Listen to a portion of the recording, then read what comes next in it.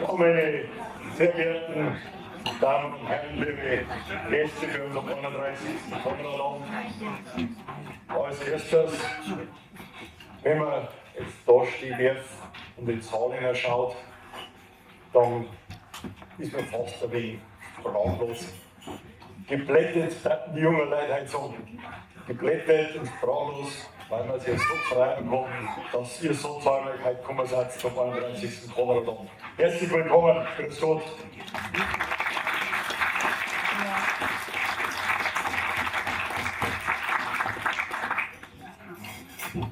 Ich möchte euch ganz herzlich willkommen heißen, ein schöner, unterhaltsamer Abend wünschen und darf ganz besonders bei uns begrüßen unseren Hausherrn und Stadtpfarrer Thomas Ecker. Herzlich willkommen, Thomas, grüß Gott.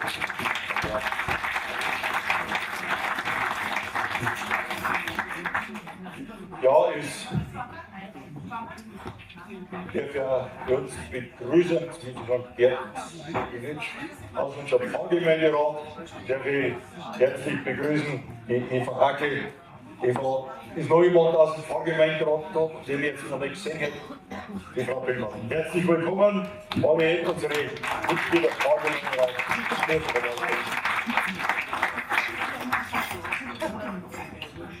Einen herzlichen Gruß möchte ich heute von einem Mann entbieten, der viele Jahrzehnte sehr viel in unserer Siedlung, in unserer Pfarrei gemacht hat und vor kurzem einen runden Geburtstag feiert. Wenn ich jetzt die Zahlen sage, schätzt sie mindestens 10 Jahre niedriger. Und darum freuen wir uns so, und dass es ihm so gut geht. Und ich Max, herzlichen Glückwunsch zum Geburtstag einmal. Und wir freuen uns, dass du so gut bei uns da sein kannst. Herzlich willkommen, Max Ecken.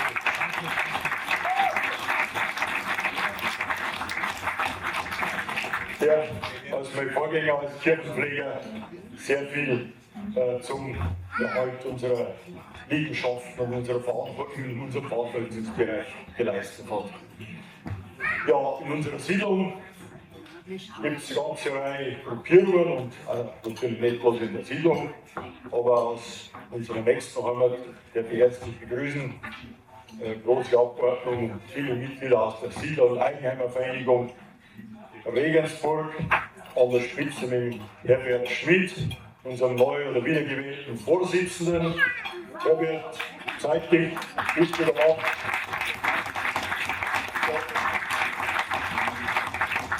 Jetzt nenne ich auch jemanden, der nicht da ist, weil wir haben einen neuen zweiten Vorsitzenden bei der Siedlervereinigung, das ist der Gerd Hackel. Der hat gesagt, vielleicht schafft er es nachher noch, dass er kommt. Und der Sester Fritz wollte wir begrüßen vorstellen, der ist der neue Kassier bei der Siedlervereinigung. Also alle Siedler, die was mit Geld zu tun haben, da ist der Fritz.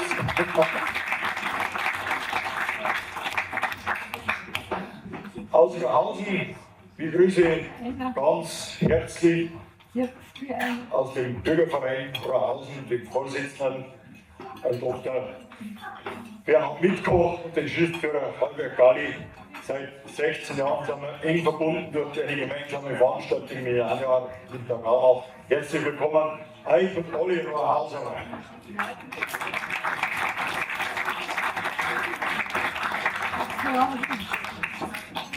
Ja, eine Gruppierung die sich in unserem Verein gebildet hat und darum haben wir ein bisschen den Start heute ausgezögert.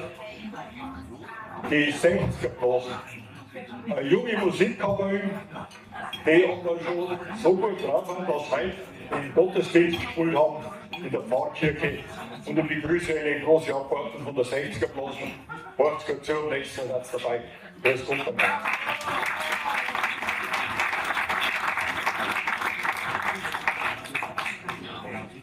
Ja, noch alle begrüße die aus dem Bereich der Volksmusik unterwegs sind, von den Oberpfälzer Volksmusikfreunde, Baumann und für Regensburg die Beauftragte, die Luise Rauch, herzlich willkommen. Genauso für alle, die sich irgendwo mit einbringen, ehrenamtlich engagiert, aber auch alle, die uns jemand besuchen. Herzlich willkommen bei uns. Und ich möchte nicht vergessen, dass ich Mitglieder aus dem Trachtenverein Regensburg Stamm begrüße. Es ist gar nicht so einfach, dass Sie die Mitglieder da hinsetzen. Weil wir haben alle das Gefühl, wenn sie da sitzen, das ist ja schlecht, weil wenn 40 Leute da Abend rundum, da hat ein Kocher Musik machen, Bediener, Ausschenker, dann komme ich doch die nicht da hin sitzen und zuschauen. Ja, man kann das und wir freuen uns, dass unsere jüngsten Mitglieder und auch unsere Senioren, die ältesten Mitglieder mit da sind, alle wo dazwischen haben, müssen heute auch. Herzlich willkommen, Herr Kanzler.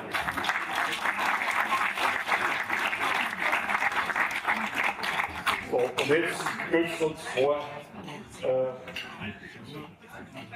Sachen anzusprechen. Das eine, wir freuen uns sehr, dass die örtliche Presse unsere Veranstaltungen gut ankündigt.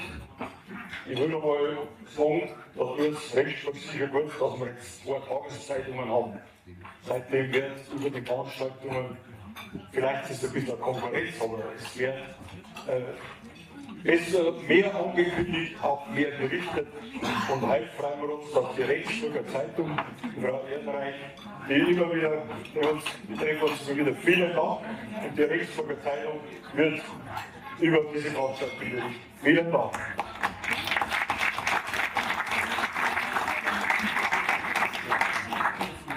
So, und dann setzt das noch, weil um die Kameramänner da sind, die vielleicht ein bisschen überrascht, so Aufzeichnung machen.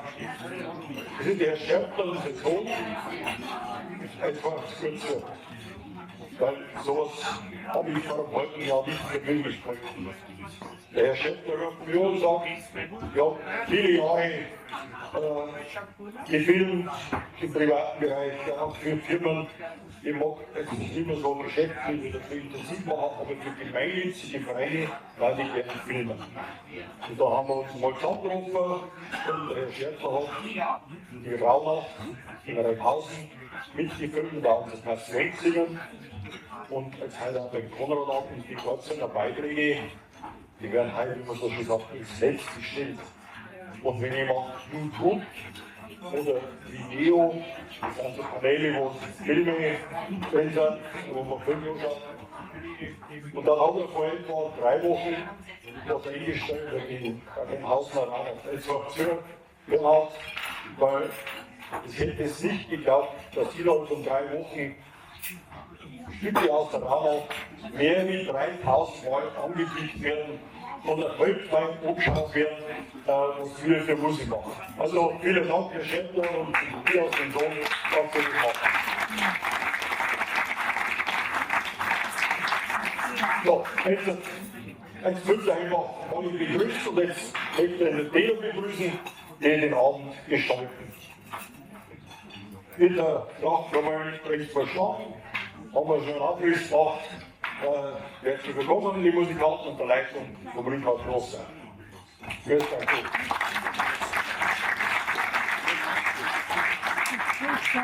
Ja, und dann die Struppmusik, die sich um die Lisa Grosser am Hackbrett formiert hat. Die Hackbrettspielerin ist natürlich auch die Leiterin dieser Gruppe. Die Lisa, hast du nicht gewusst, Lisa? Ja, freilich. Also, neue Gruppe, die jetzt auch, bin ich sehr dankbar, Carmen Wenzel ist in die Gruppe mit eingestiegen und die kommt wieder was anderes sagen. Vielen Dank und herzlich willkommen zu unserer Stunde.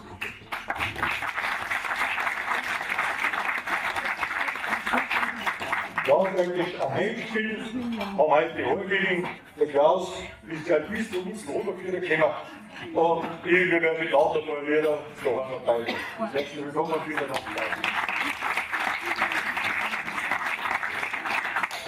So, jetzt habe ich mir aufgehoben, ganz besondere Gäste, ist für mich immer wenn ich noch anrufe und sage, dann spüre ich am Telefon erfreut.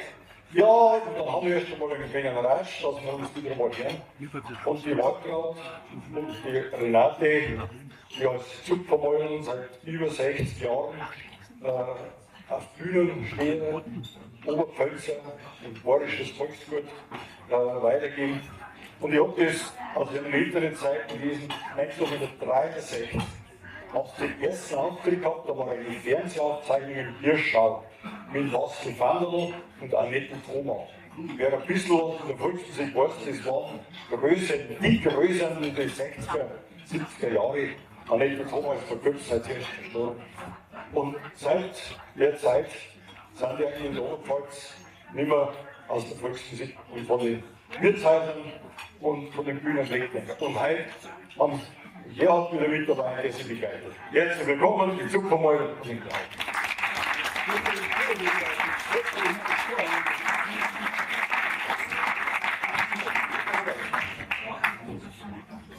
So, jetzt habe ich alle Platzstock, bis auf eine junge Dame, die noch hinter den Vorhang steht. Jetzt kriegen wir mal für. So, das ist die Amelie. Ja, und wir haben ausgemacht, wir dann halt im Rahmen gemeinsam die Moderation und die Ansagen machen. Und haben uns einiges zusammengeschrieben und wenn wir jetzt davor was erzählt, jetzt gehen wir mal ins Frühjahr. Wir können uns da so glücklich schätzen, dass wir jetzt so richtig April wieder haben. Seit Oktober ist das die einzige, die erste Zeit, wo wir richtig Wetter haben, wir das Bundesumzeit. Also, jetzt kommt das Frühjahr, jetzt ist der April, jetzt freuen wir uns, wenn es regnet und heute haben wir noch einmal ein wenig Rauchbild und dann schenken wir wieder die Sonne, echt brav die Natur. Aber Amelie hat jetzt einen kleinen Vers und das ist dann auch in dem Lied, das man drauf spielt, wo man nicht sagen, das heißt, wie wird es so, wie sagen den Text? Na, also ich sage jetzt den Text von dem Lied, und zwar: Wenn kein Schnee mehr runterfällt und es blüht auf dieser Welt, wenn die Biene summt so flott und die Schwalbe sagt Grüß Gott. Wenn die Taube grüßt ganz leis, wird dem Teufel ganz heiß. Ja, das ist die schönste Zeit, die auf uns zwei gar so freut. Vielleicht kennst du den Text und ich bin jetzt bestätigt dazu.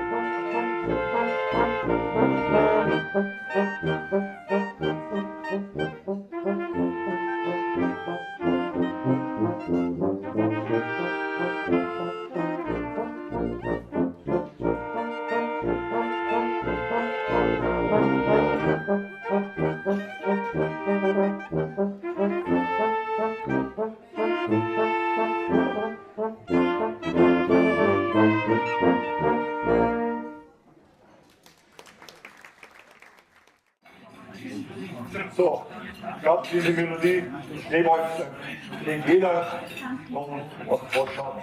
So, in den 50 Jahren. So, jetzt dürfen wir unseren Nachfahrer Thomas Rücken noch einmal den Grüß bitten.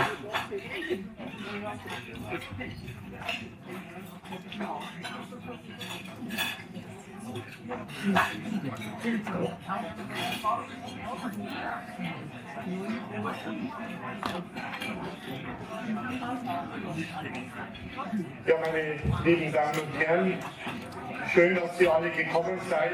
Heute ein voller Pfarrsaal in St. Konrad. Ein schöner Blick von hier oben. Ja, kann man jetzt denken, wenn ich in die Kirchen reinschaue, dann war es voll. Eine wahrscheinlich auch frei, aber schön, dass ihr da seid. Ja, es sind alle begrüßt worden, aber einen haben wir nicht begrüßt, nämlich einen Chef für heute, unseren Erich Teilner. Erich, vielen Dank, dass du das uns heute auch möglich machst mit deinen ganzen Frauen und Männern, die mithelfen und die dabei sind, mit allen Musikanten und Sängern. Nur ganz kurz dafür.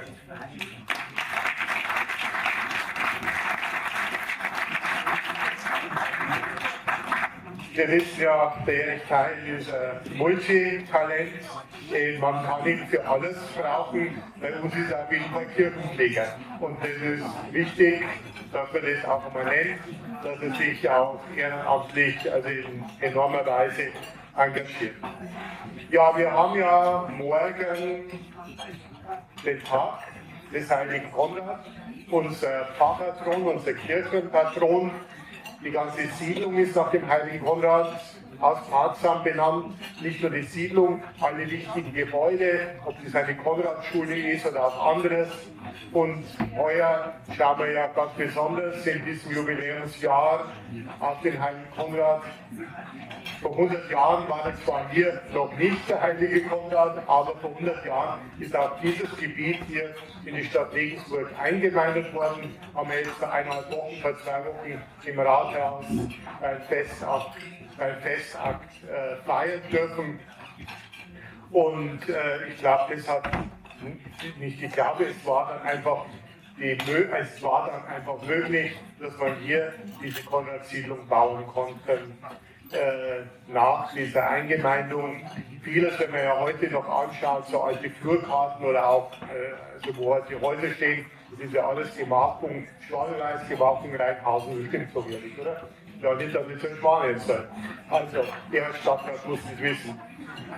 Und ja, der heilige Konrad war sicherlich ein sehr frommer Mann. Nicht umsonst ist er wahrscheinlich, also nicht umsonst ist er heilig gesprochen worden. Er war ein bescheidener Mann.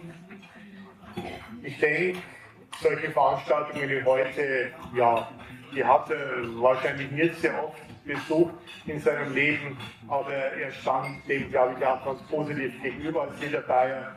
Und wir sind schon stolz, dass wir diesen heiligen Mann auch unseren Pfarrpatron nennen dürfen.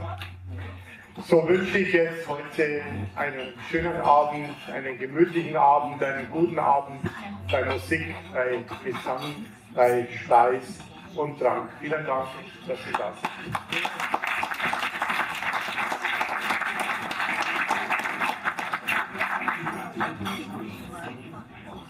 Vielen Dank, Thomas, für deine freundlichen Worte und für deine Informationen.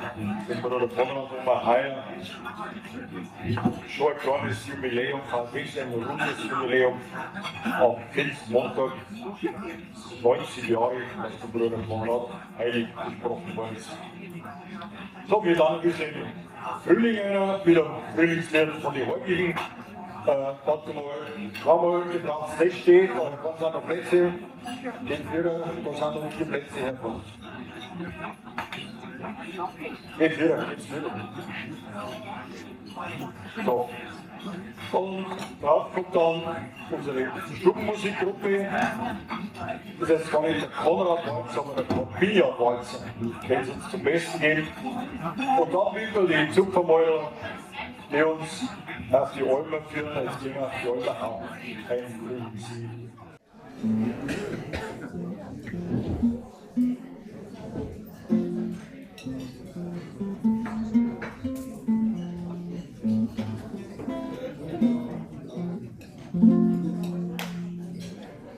Ich mein, ich hab ein Winterspiel, ich mein, dass da bald Frühjahr wird.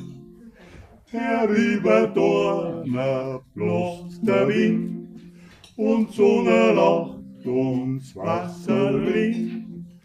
Ich mein, jetzt ist so weit, jetzt kommt die schöne Zeit.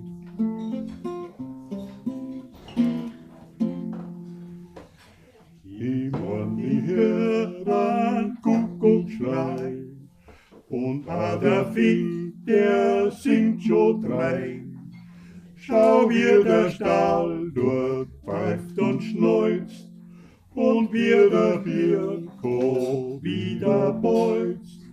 Ich mein, jetzt ist so weit, jetzt kommt die schöne Zeit.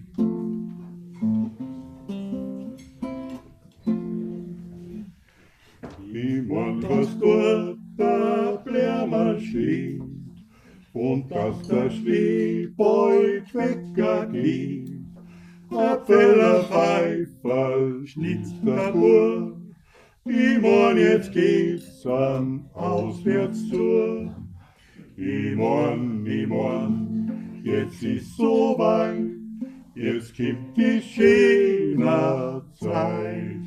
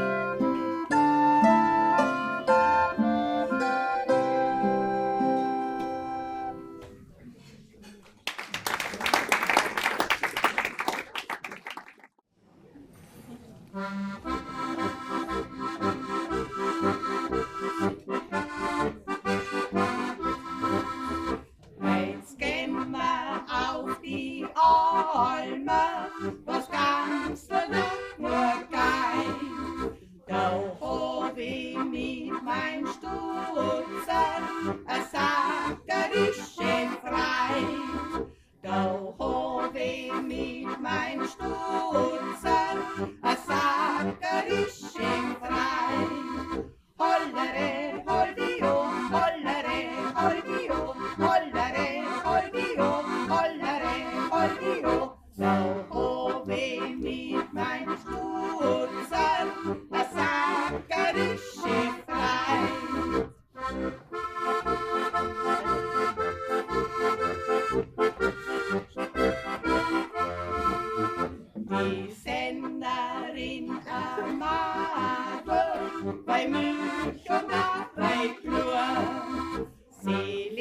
einen frischen Jager, von Herzen ist er gut. Sie liebt einen frischen Jager, von Herzen ist er gut.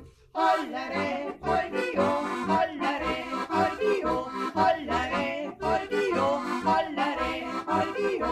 Sie liebt einen frischen Jager, von Herzen ist er gut.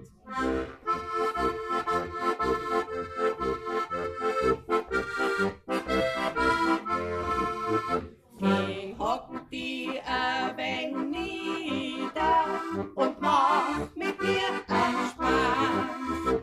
Ich geb dir einen frischen Butter, eine Milch und einen Kass.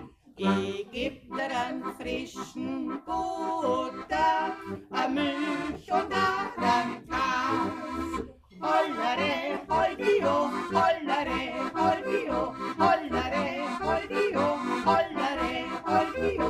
Ich geb dir einen frischen Butter, eine Milch und einen Kass.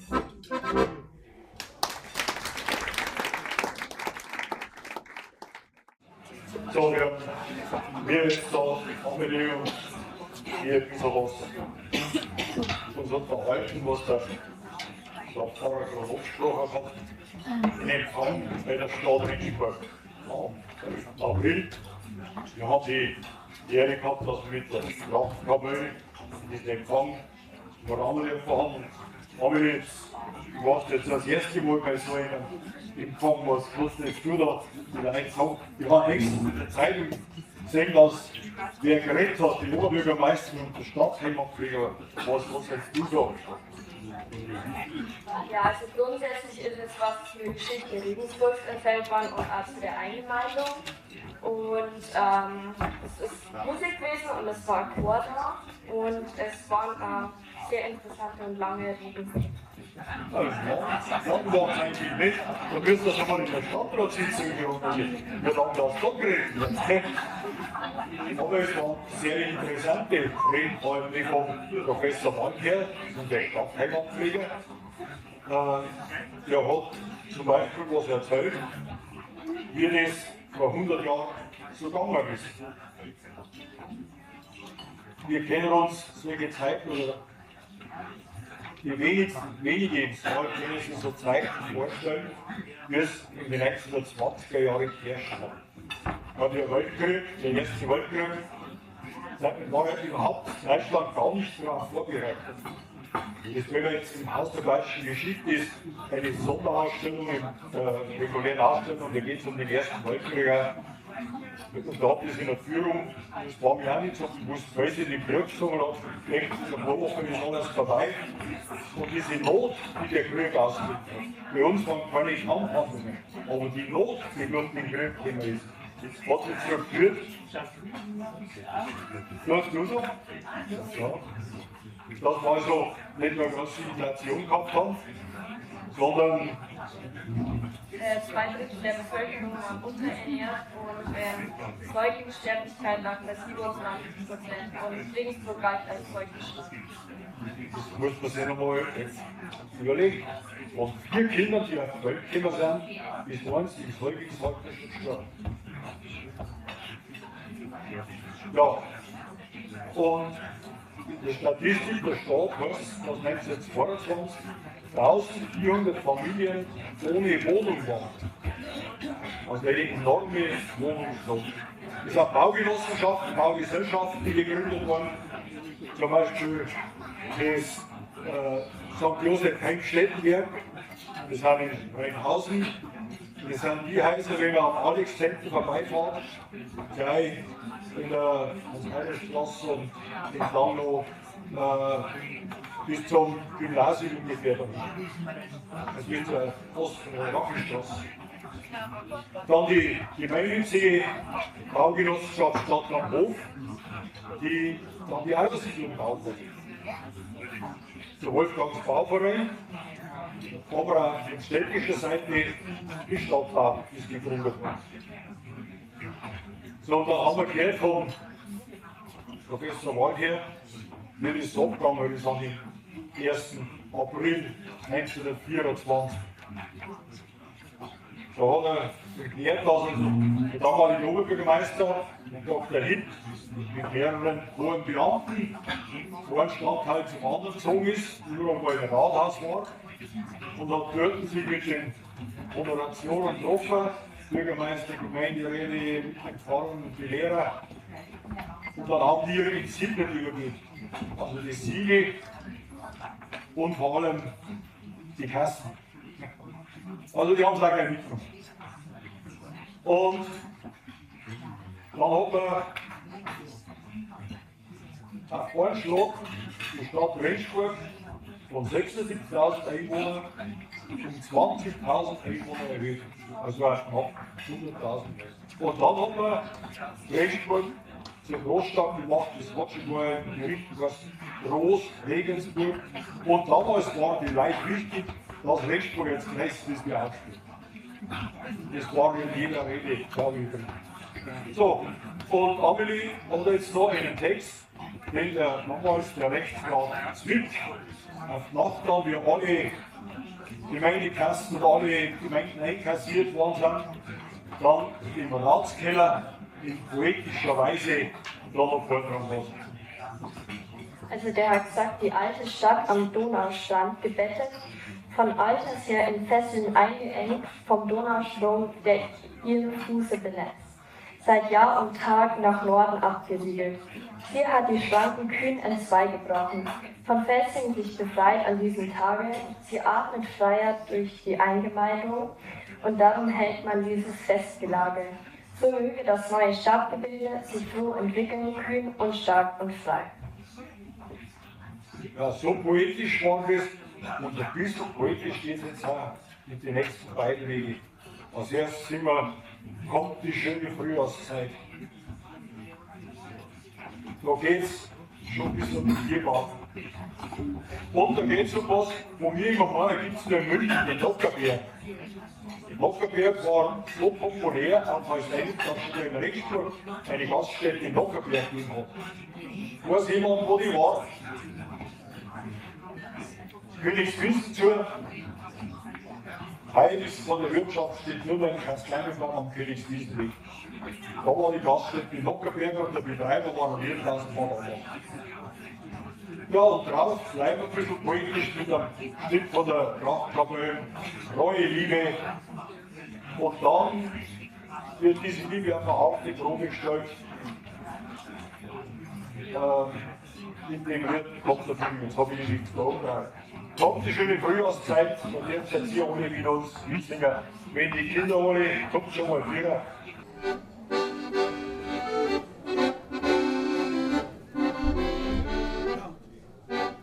Und die schöne Frühjahrszeit heran, fangen alle Weiber mit dem Flohfangen an. Floh, ah, Floh, du kleiner Floh, aus 6 Haxen und dann hupfst das so. Das, tralala, das, tralala. Floh, ah, Floh, du kleiner Floh, aus 6 Haxen und dann hupfst das so. Macht der Floh den ersten Stich, legt man sich die Finger und erwischt ihn nicht. Floh, ah, Floh, du kleiner Floh, aus 6 Haxen und dann hupfst das so. Das, tralala, das, tralala. Floh, ah, Floh, du kleiner Floh, aus 6 Haxen und dann hupfst das so. Macht der Floh den zweiten Stich, denkt man sich, am Arsch legst nicht. Floh, ah, Floh, du kleiner Floh, aus 6 Haxen und dann hupfst das so. Das, tralala, das, tralala. Floh, ah, Floh, du kleiner Floh, aus 6 Haxen und dann hupfst das so. So, ja, so macht's der Floh, ohne Balancierstange über den Popo. Floh, ah, Floh, du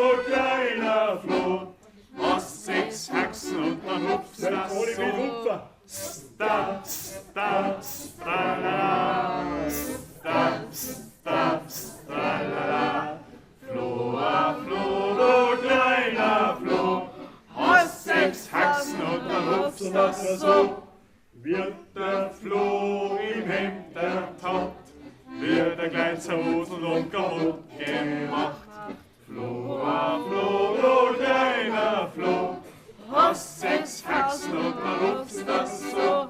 Sta, sta, sta, la, sta, sta, sta, la. Floh, du kleiner Floh, hast 6 Haxen und man rupft das so.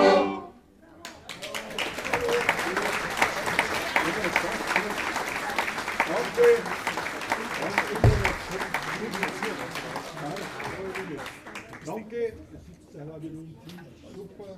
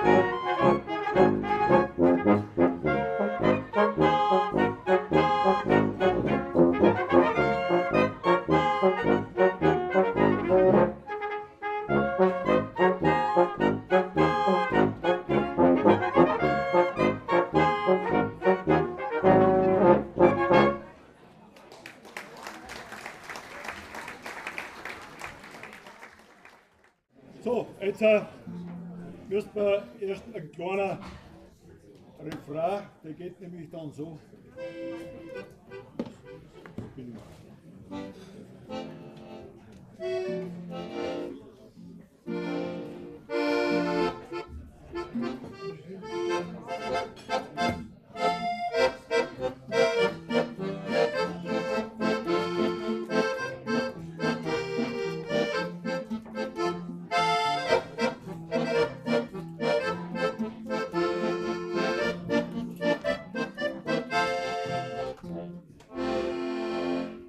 Der Frühling ist gekommen, die Bäume schlagen aus und alles wandert in die Au hinaus. Da sucht jeder Platzer, dort oben auf der Höhe, das Platzerl, wo's jeder Das ist am Nockerberg, der wo ein Zacherl kehrt, da findet sich groß und klein ja in den Nockerberg hinein. Da gibt's das beste Bier, das weiß ja jeder hier. Das ist am Nockerberg, der wo ein Zacherl kehrt. Habt ihr's gehört? Die Rolla, die Rolla, die Rolla, die Ho, die Rolla, die Ho, die Rolla, die Ho, die Rolla, die Rolla, die Rolla, die Ho, die Rolla, die Rolla, die Ho, habt ihr's gehört?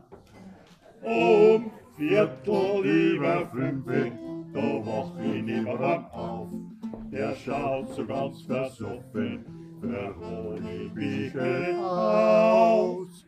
Ein Hut tragt auf der Seiten und rechts wird unten. Und der tut er heut aus, weil er muss.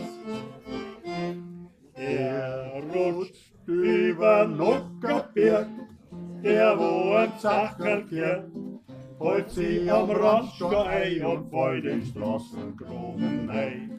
Mit Treten im Gesicht und viel mehr wisst man nicht, rutscht über Nockerberg, der wo ein Zacherl kehrt, habt es gehört.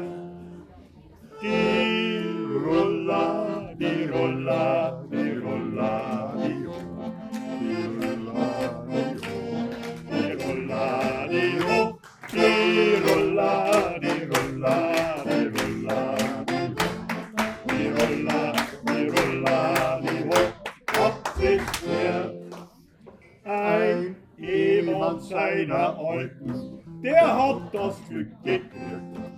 So war ihr Wegwürchen, gibt's auf der Welt gar nie.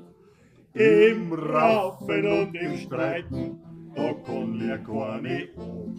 Jetzt hast halt deine Schwester guter Mann. Er führt's am Nockerberg, der wo ein Zacherl kehrt. Er bin's am Bahnfest an, damit's er nicht anspucken kann. Wenn er gut dudelt hat, dann sagt er Pfiat Gott. Du bleibst am Nockerberg, der wo ein Zacherl kehrt, habt's es gehört. Die Rolla, die Rolla, die Rolla, die Rolla, die Rolla, die Rolla, die Rolla, die Rolla, die Rolla, die Rolla, die Rolla, die Rolla, die Rolla, die Rolla, habt es gehört.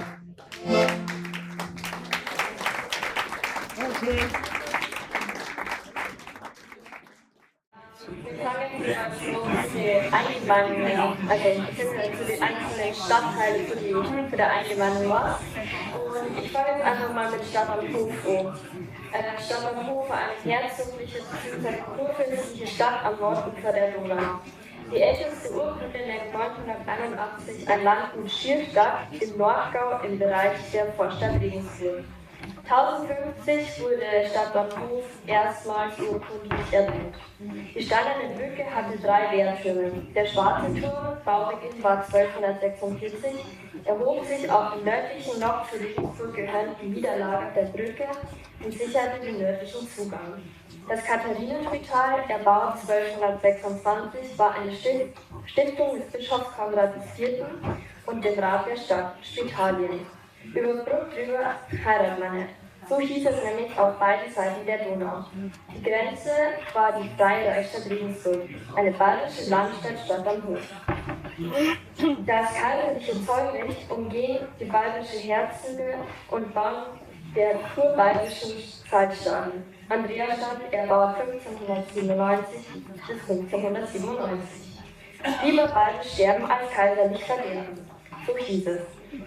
Am 11.08.1704 steckten die Österreicher den Ort in Brand. Am 23.04.1809 trafen österreichische Granaten die Stadt mit den napoleonischen Truppen. Die österreichischen Armee bezog die Stellung auf halber Höhe der Winzerer Höhen, also der Österreicher.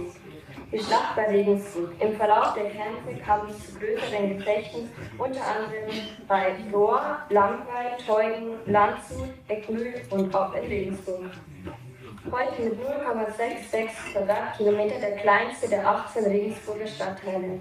Vor dem Europakanal steht die Schmalspurlokomotive Walhalla-Brockerl der Walhalla-Bahn, die bis 1968 nach Wörth an der Donau fuhr. Oh.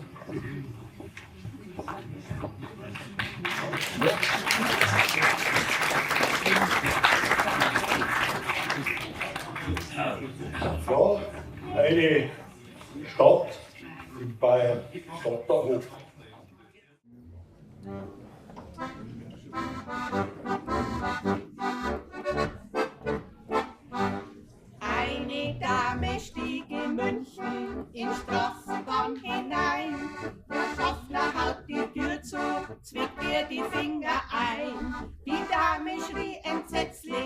der Schaffner sagt da drauf, bei der nächsten Haltestelle, da macht man wieder auf. Es bewegt sich auf der Straße ein Leichenzug daher, Verwandte und Bekannte, die schleichen hinterher. Da sagt der Oi zum anderen, wer wird denn heut bekront? Dorin Fink sagt der andere, der drinnen liegt am Baum. Eine Dame ging zum Doktor und klagte dort ihr Leid. Ich kann nimmer liegen, nimmer sitzen, weil mir der Fall schon weit. Sie können nimmer liegen, nimmer sitzen, sagt dann der Doktor drauf. Für Erna ist es Beste, sie hängen ihnen auf. Ein Arzt, der steht am Tische bei einer Operation. Auf einmal stimmt im Bauche die Schere ihm davon. Er kann sie nimmer finden, ob hinten oder vorn. Da sagt der Assistent zu ihm, kein Namen wieder zusammen. Eine Dame fiel ins Wasser, ein Herz zog sie heraus.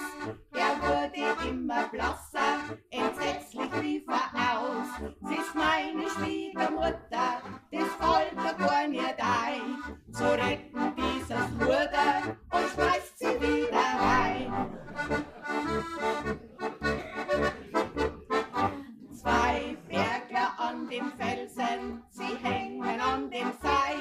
Dem einen fleckt der Stein am Kopf so schnell als wär ein Pfeil. Er ruft in letzter Hilfe, ich kenn mich nimmer aus. Da schreit ganz der andere, dann lass ganz einfach aus.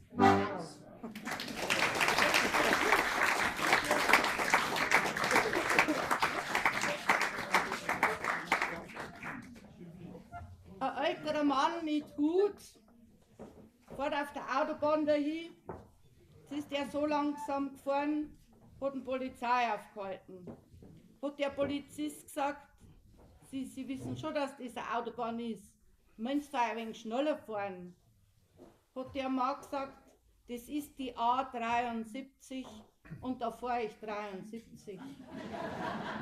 Ja, sagt der Polizist, das ist zwar schön und gut, aber Sie behindern ja die ganzen anderen Verkehrsteilnehmer. Sie meinen einfach ein wenig schneller fahren. Sagt der Mann, jetzt sag ich es Ihnen nur einmal. Das ist die A73 und da fahre ich 73. Schaut der Polizist auf die Rückbank hinten, sitzen da zwei ältere Damen, leichenblass. Zittert haben sie am ganzen Körper, geschwitzt haben sie. Hat der Polizist gesagt, ja Sie, was ist denn mit denen zwei Damen passiert? Hat der Mann gesagt, wissen Sie, wir kommen gerade von der B299.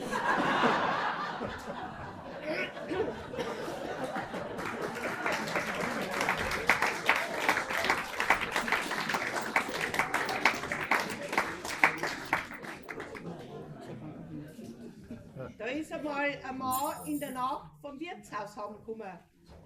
Jetzt war er einige von der Tür, hat ihm sein Weih eine mit dem Pfandl am Kopf aufgehauen und hat gesagt, beim Gangschlag war es 1 Uhr. Und er gesagt, da wir aber jetzt Glück gehabt, dass ich nicht schon um 12 Uhr angekommen bin.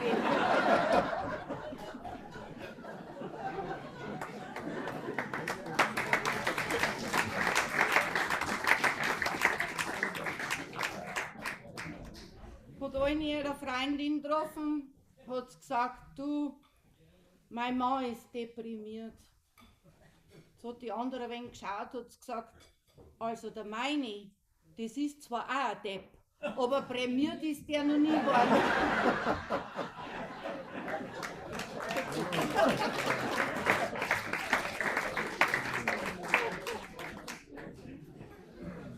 Da waren einmal zwei Österreicher in München an der U-Bahn-Station gestanden. Jetzt sagt der eine zum anderen, auf welche Linie wartest denn du? Dann sagt er, auf die Linie Nummer 1. Sagt der andere, und? Auf welche Linie wartest denn du?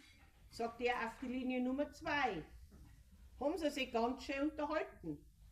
Auf einmal kommt die Linie Nummer 12, wo der eine zum anderen sagt, schau her, jetzt gehen wir sogar miteinander fahren.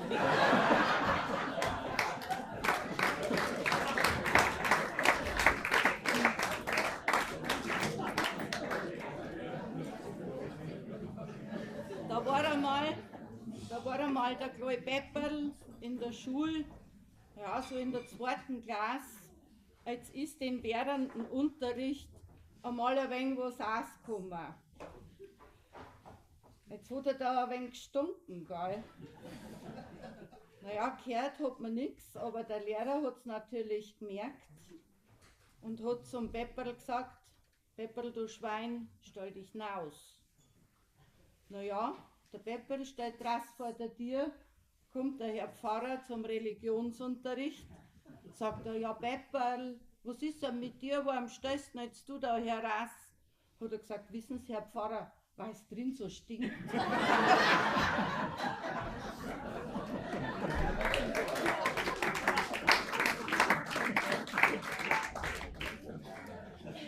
Oder mal ein Bau zu seinem Vater gesagt, du Papa, krieg ich auch mal so eine Frau wie du?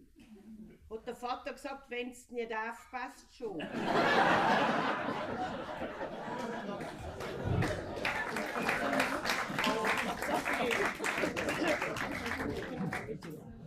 Ach ja, wir singen jetzt ein Lied, weil hat er ehrlich gesagt, in Stadt am Hof geht es ein Spital. Ja. Und da haben wir nämlich ein Lied, das heißt zwei Besoffene, die kommen ins Spital. Und das Lied haben wir aus dem Fundus unserer Eltern gefunden. Und jetzt war das so kurz. Jetzt haben wir gesagt, also das geht nicht, da haben wir alle, aber gleich 40, das geht nicht. Jetzt haben wir da nur einen Teil angehängt, den kennt fast jeder, da dürft ihr dann auch wirklich mitsingen.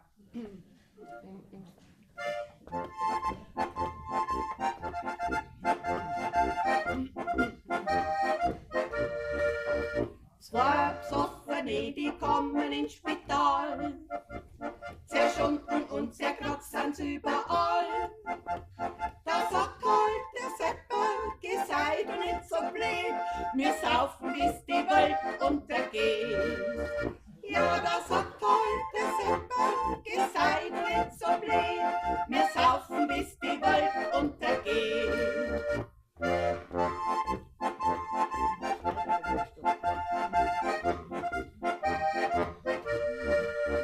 Der Schneider in der Werkstatt sitzt, beim Nadel einfahren er schwitzt.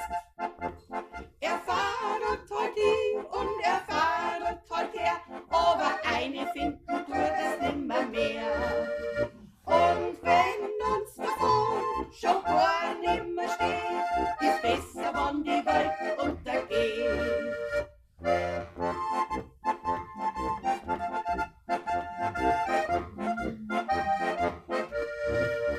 So was brauchen wir, ein Tisch, ein Sessel, ein Bank und ein Bett.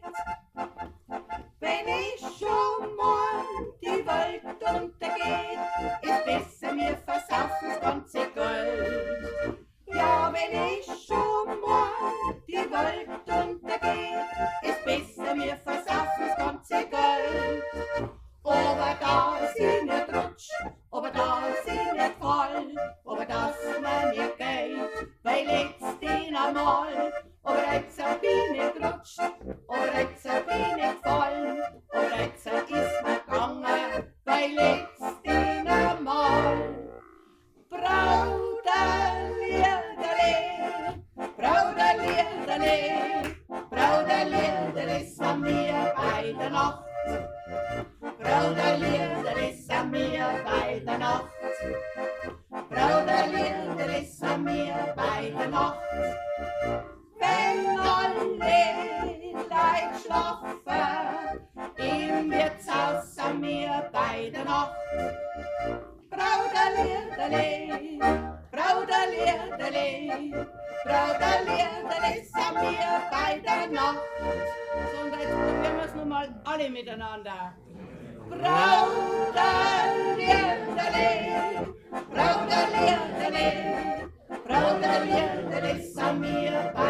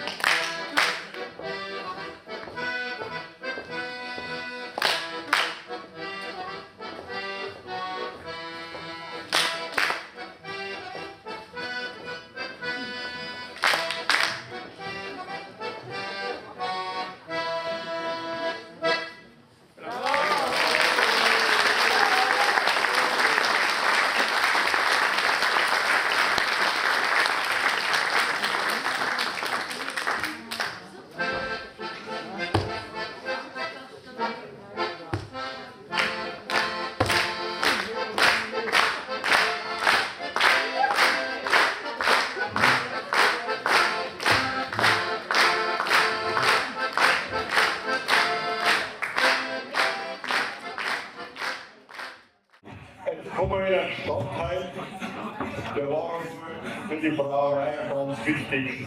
Und bevor wir uns mit der trockenen Materie befassen, werde ich mal sagen, reden wir mal miteinander einfach so groß miteinander, einen kühlen Schluck groß.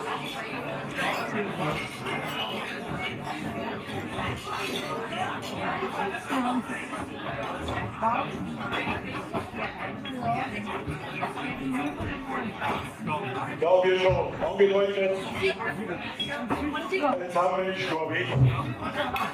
Dieser Wind raussehen, geht der jetzige Stadtteil in der Gemeinde so Storweg ist zum Sagen, das ist eigentlich ein altes Weinbaugebiet.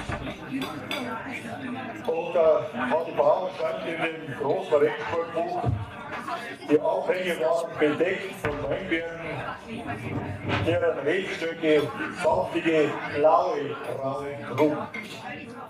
Und 1201 sind 4 Weingärten am sogenannten Geiersberg urkundlich belegt. Der Geiersberg ist das, was man heute Dreifaltigkeitsberg nennen. Und der eine oder andere wird es wissen, die Storweger haben ein eigenes Wappen. Und das Wappen ist geziert von der blauen Traube. Es gibt 2 Häuser in Storweg, wo es am Haus noch die blaue Traube drin ist. Wo es auch mal ein Wirtshaus gibt. Ja. So, jetzt, wenn ich jetzt was sage, sonst weißt du nachher, schreibst du noch, kannst du die Noten beim Test. Wie der Weinbau zu Ende gegangen ist, vielleicht aus klimatischen Gründen oder weil man woanders her einen besseren Wein gehabt hat man die Keller genutzt als Bierlager, Bierkeller, die man dann auch mit Eis, entweder vom Regen oder weil man selber noch Eisfallen gemacht hat, lange im Sommer in Kühlhalten hat. 21 solche Keller hat es mal gegeben in Storweg. Also jetzt gibt es noch einen, der genutzt ist, das ist der Spitalkeller. Und das ist nicht bloß der Keller als Bierlager genutzt worden, sondern obendrauf der Garten als Biergarten. Der Spitalkeller ist ja als Denkmal, wahrscheinlich ist bayernweit sogar der einzige Keller, wo es das noch gibt, diesen über 60 Meter langen Gewölbekeller, der in Berge geht und an diese Beleuchtungen und die Türme, wo das Eis reingekommen ist und die Kühlung funktioniert hat. Also eigentlich ein ganz raffiniert, einfaches, aber raffiniertes System durch die Umluft. Im 18. Jahrhundert ist ganz was Neues gekommen an Storweg. Man hat Maulbeeren gepflanzt. Weil aus den Maulbeeren, aus den Samenkapseln, kann man Seide gewinnen. Und jetzt wird bei manchen gesagt, da gibt es doch die Seidenplantage. Das ist nur das Gebäude von 1833, das damals in dieser Seidenraupenplantage gebaut worden ist. Ab 1952 ist das Ganze als Terrassencafé genutzt worden und ab den 1970er Jahren als Tanzlokal mit Live-Musik. Da hat immer der Kapelle gespielt, die Band. Ja, so, soweit Storweg. Ich Kinder Zwiebauer, wer uns sagen kann, was der Titel heißt, der soll es uns sagen, der heißt nämlich Ohrwiegelwerk. Ohrwiegelwerk. Kennt man auch nicht in der Nürnberg, aber falls so macht, oder? Ja, also wer da was falsch dazu, Ohr, also Ohr für 1 kann man sehen. Aber ein Wiegelwerk, wer weiß, was ein Wiegelwerk ist, soll ich uns sagen. Drauf kommt die Stimmmusik, die hat dann was Entspannteres für so ein zwiefachen Wiegelwerk. Eine Polka, die 3 Hütter Polka.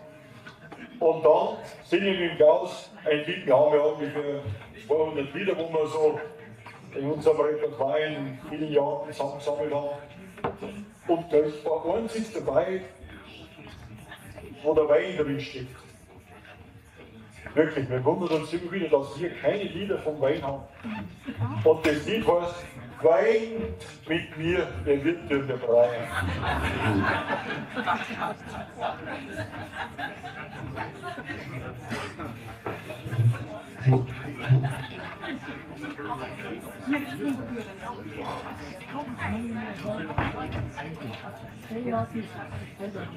Ihr dürft auch mittanzen, gell?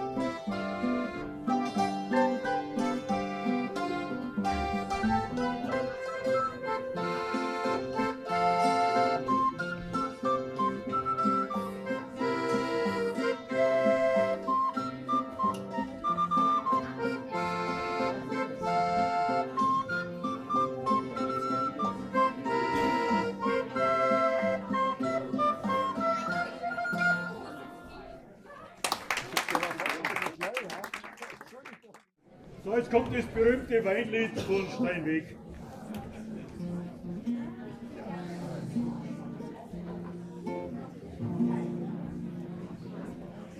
Weint mit mir, ihr Wirte und ihr Breuer, denn das Bier ist schlecht und doch sehr teuer. Schenkt's nur ein, sauft's nur aus, schenkt's nur ein, sauft's nur aus. Sauft's nur aus, vom Wasser kriegst kein Rausch. Schenkt's nur ein, sauft's nur aus, schenkt's nur ein, sauft's nur aus. Sauft's nur aus, vom Wasser kriegst kein Rausch. Denn es ruht all hier in unserer Mitte, große Fässer, o Herr, wirklich bitte. Noah Heuwe, Noah Mass, Noah Heuwe, Noah Mass. Oder bringt's mal lieber das ganze Fass. Noah Heuwe, Noah Mass, Noah Heuwe, Noah Mass. Oder bringt's mal lieber das ganze Fass. Schon 12 Uhr vom Kirchturm darf man's glauben. Noah Heuwe wollet mir erlauben. Einsam sitz ich hier. Einsam sitz ich hier. Einsam sitz ich hier bei meinem Bier. Einsam sitz ich hier.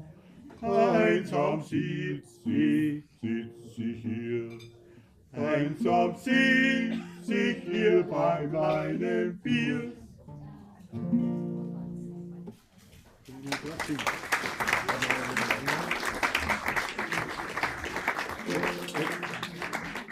Haben wir noch was zum Trinken miteinander drauf? Wo man ein Bier trinkt und ein Lied singt, da ist es herrlich, herrlich auf der Welt. Ist das F gut aus? Nein. Nein, das ist gerne angekommen. Oh, wo man ein Sauschlag und draus Wirsch macht, da ist es herrlich, herrlich auf der Welt. Und wenn man heimkommt und die Alp brummt, da ist es scheißlich, scheißlich auf der Welt. Wo man einen Schnaps sauft und nichts zahlen braucht, da ist es herrlich, herrlich auf der Welt. Prost, Prost, Prost.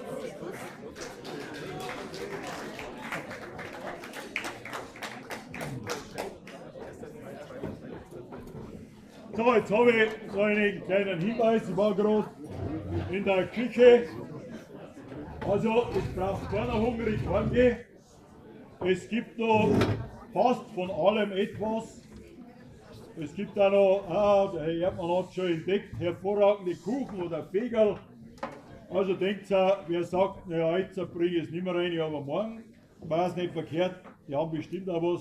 Ich muss sagen, aber lasst euch auch noch eine kleine, so vielleicht gibt es einen Robatzen hinten auch, egal. So eine Kleinigkeit geht immer. So, und jetzt spielen wir noch ein Stückchen, dann machen wir eine kleine Pause von 10 Minuten. Und während dem Stückchen, Stefanie, wo da? Ah, da. Mal schau, wie es Vierer winkt. Mal schau, kennst du die, wo da so schön winkt? Die werdet ihr gleich kennenlernen, das ist die, weil jetzt mit Kerl zu euch kommt. Und ich hab da schon mal gesagt, wenn ihr jetzt geht dann Maidult los, und wenn ihr in der Maidult mit der Geisterbahn fahrt, dann kostet eine Fahrt 5 Euro, dauert wie lang? Wie lange dauert eine Fahrt mit der Geisterbahn? 3 Minuten. Ja gut. Und jetzt überlegt mal, wie lange sie da herin sitzt, bevor es was ins Kämmerlein schmeißt. Auf geht's.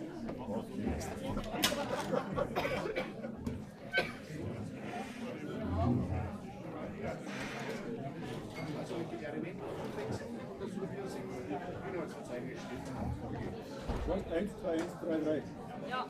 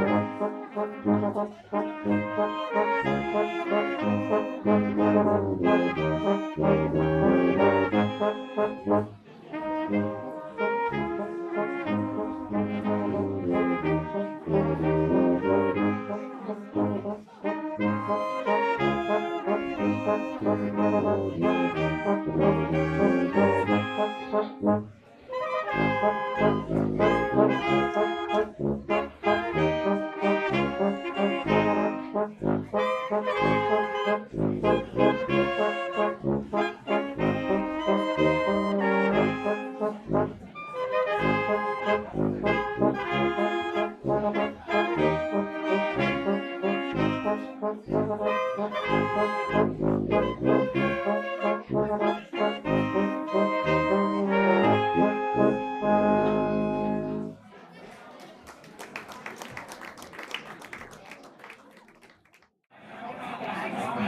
liebe Wunderballaufbesucher, wir freuen uns so, dass weiter verfolgt. Also, vielen Dank auch für die vielen anerkennenden Worte, die jetzt in der Pause da gelegt haben. Ganz sowas haben wir in den über 30 Jahren noch gar nicht gehabt, dass die Leute so, ja, so begeistert haben. Aber jetzt muss ich euch was erzählen von einer ganz wichtigen Gemeinde, von einem ganz wichtigen Stadtteil in Ringsburg, Vorerhausen. Jetzt hat der Galli angehört, das ist der Schriftführer vom Bürgerverein Rohrhausen. Jetzt hat er gleich aufgemerkt, weil am 2. Mai haben die Rohrhausener, der Bürgerverein, seine Mitgliederversammlung, und da gibt es mal einen interessanten Vortrag vom Albert zu dem Thema Eingemeindung in Rheinhausen. Albert, ich kann natürlich nur wenig aus dem ganzen heute aufgreifen. Aber dass Rheinhausen 1007 das erste Mal erwähnt ist, das kann man ja lesen an der Stele, die neben der Josefskirche errichtet worden ist zum 1000-jährigen Jubiläum damals.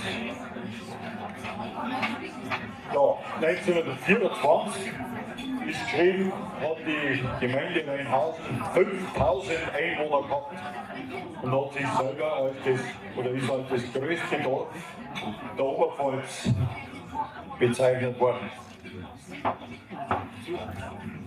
In Stadt am Hofer, in Rohrhausen, hat es 1860 schon eine elektrische Straßenbeleuchtung gegeben.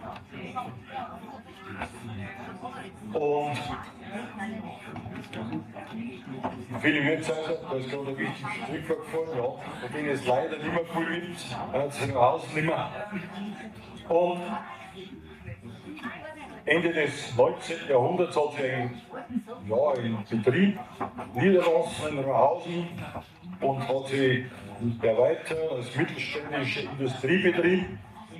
Ihr wisst, jetzt alle die Maschinenfabrik Rheinhausen, die heute als Weltmarktführer für Stubenschalter firmiert, also für Leistungstransformatoren. Es ist der Strom in hohen Stärken, der reguliert werden muss. Und da haben wir mit der Maschinenfabrik Rheinhausen einen ganz hochwertigen Marktführer und Arbeitgeber. Mit übrigens 1800 Beschäftigten bei der Maschinenfabrik Rheinhausen. Die Gemeinden Rohrhausen und Weix gehörten bis 1913 zur Pfarrei Salen. Jetzt habe ich die Salen auch genannt, da bringe ich schon alles unter. Der Rudi ist der Kirchenpfleger von Salen. Und irgendwann ist der Nikolauskirche jetzt klar geworden. Und dann hat man beschlossen, eine neue Kirche zu bauen. Der Pfarrer Michael Wieshuber von Salen hat schließlich den Anstoß gegeben, um die Josefskirche zu bauen. Von 1906 bis 1912 ist die neubarocke Kirche entstanden.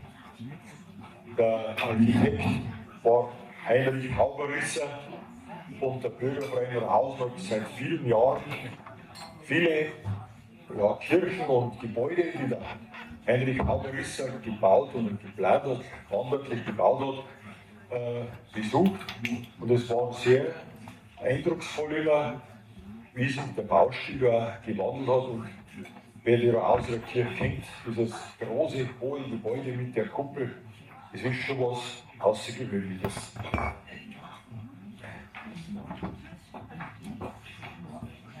So, und ja, wer ist der bekannteste Rohrhauser, gleich noch Manfred Galli? Ja, Dali von Skoppel. Der also noch in Rohrhausen als Sohn aus einer Bäckerei aufgewachsen ist und ja dann unser bayerischer Landesvater, der Ministerpräsident war. Und als Bub war das für mich ein Erlebnis, wie wir auf einem Trachtenfest waren und der Ministerpräsident war da auf der Ehrentribüne, da haben wir in der Trachtenverein, Regensburg Stamm oder damals der Vorgängerverein Alpenrose-Edelweiß, wie wir an die Ehrentribüne gekommen sind. Dann ist der Fest praktisch aufgehalten worden. Weil dann haben die alten Hauser alle zur Ehrentribüne und der Alfons Kopp ist da runtergegangen und alle haben sie umarmt und begrüßt, die alten Schulfreunde. Und wenn es fertig war, ist der Festzug wieder weiter. Das war für mich als Kind so was Prägendes bei den Festzügen, wenn der Alfons Kopp war, sind der Brandl Kari und der Brandl Hans und der Bachmann wirklich alle da hingegangen und haben erst einmal einen Fonsi begrüßt. Ne? So, jetzt gehen wir weiter nach Rauhausen. Du was beschließt.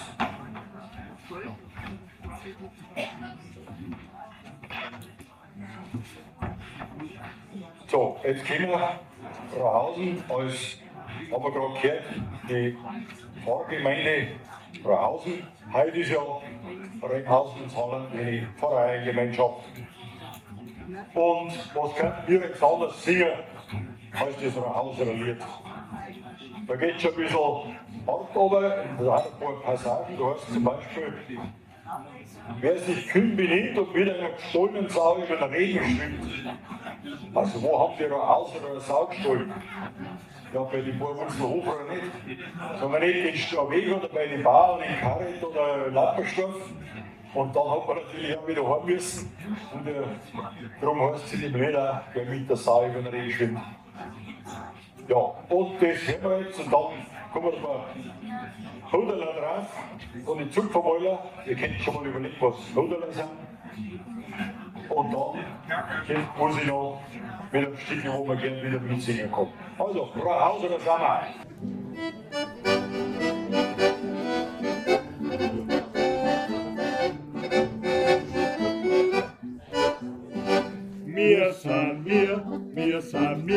wir sind stärker wie die Stier, wir sind stärker wie die Bahn, weil wir Rauhauser sind.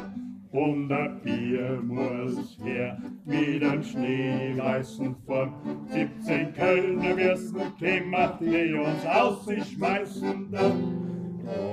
Rauhauser sind wir, lassen wir uns nichts gefallen. Zur Haue dann wir das Cello voll. 3 und 4 fürcht man nicht, 5 und 6 auch noch nicht. Haben wir auch schon 8 gekaut, Bruder, die haben geschaut. Hollaria, hollaro, hollaria, ho. Hollaria, hollaro, Rauhauser sind da. Wer von uns als kleiner Bub lieber's noch wird kein Land auf seine Hinterfürs, ohne dass selbst feit. Ehrenbürger wird bei uns, wer sich grün benimmt und mit einer gestohlenen Sau übern Regen schwimmt. Hollaria, hollaro, hollaria, ho. Hollaria, hollaro, Rauhauser sind da. In der Früh um 4 lacht man umeinander. Messer in der Taschen, Revolver in der Hand. Und wenn uns einer fragt, woher hat ihr die Kraft, dann sagen wir ihm ganz frech ins Gesicht, das macht der Radisaft. Hauser sind wir, lassen wir uns nicht fallen. Zur Haue dann wir das Cello voll. Hollaria, hollaro, hollaria, ho. Hollaria, hollaro, Rauhauser sind da. So, Herr Rauhauser.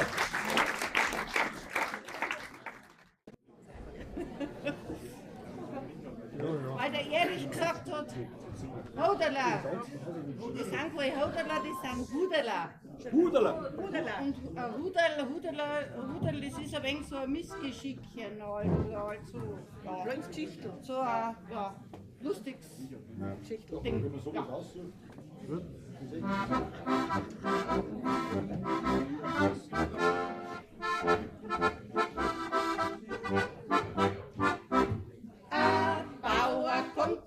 Doktor und jammert, was er kann. Der Doktor ist recht freundlich, wo fallt's denn lieber mal? Der sagt, wenn ich da hindruck, na tut's mir wieder drin. Oh mei, sagt auch der Doktor, na druck halt auch nicht hin. Oh mei, sagt auch der Doktor, na druck halt auch nicht hin. Um Mitternacht schreit Bayrin, du da ist wer im Haus. Der Bauer wird gleich munter und schreit, ist jemand raus. Da sagt der Dieb und druckt sie, der Bauer nimmt der Pries und sagt, jetzt hast du selber gehört, dass niemals fressen ist. Und sagt, jetzt hast du selber gehört, dass niemals fressen ist. Die Braut und auch der Bräutigam zum Standesamt gehen. Er hat einen solchen Affen und kann kaum nimmer stehen. Der Beamte will's nicht trauen, da sagt die Braut, oh mein, schau's, wenn der Kerl nicht Psuffer ist, na bringen gar nicht rein. Schau's, wenn der Kerl nicht Psuffer ist, na bringen gar nicht rein.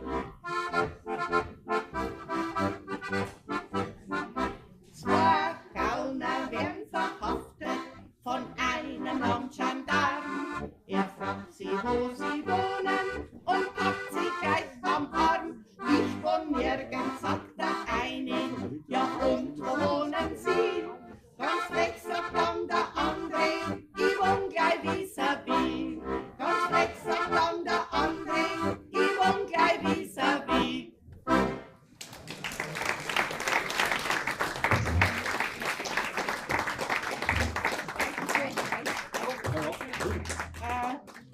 Also Preisen haben jetzt da halt nicht wirklich da, oder? Also weil wir verzeihen da zwei Witzeln, die haben aber ganz harmlos, gell? Und zwar war da ein Bayer und ein Preis, die sind miteinander auf die Wanderschaft gegangen. Jetzt haben die noch alle Brotzeit gehabt. Also für einen hat es gerade schon gelangt, aber für zwei war es einfach ein wenig zu wenig. Jetzt haben sie da spekuliert, was denn? Hat der Preis zum Bayern gesagt, weißt du was, da legen wir uns jetzt unter einem Baum und schlafen und wer den schönsten Traum hat, der kriegt dann die Brotzeit. Jawohl, hat der Bayer gesagt, wenn du meinst, dann legen wir sie ein wenig nieder. Kaum haben sie geschlafen, ist der Preis schon entgerumpelt, hat den Bayern aufgeweckt. Hat er gesagt, du, ich hab den schönsten Traum gehabt. Sagt der Bayer so, was hat er noch geträumt? Sagt er, stell dir vor, ich bin in einer goldenen Kutsche drin gesessen und bin mit 4 Rösser dran und bin in den Himmel aufgefahren. Hat der Bayer gesagt, siehst, das hab ich gesehen. Haben wir gedacht, du kommst eh nicht mehr, hab ich überall Brotzeit zusammengegessen.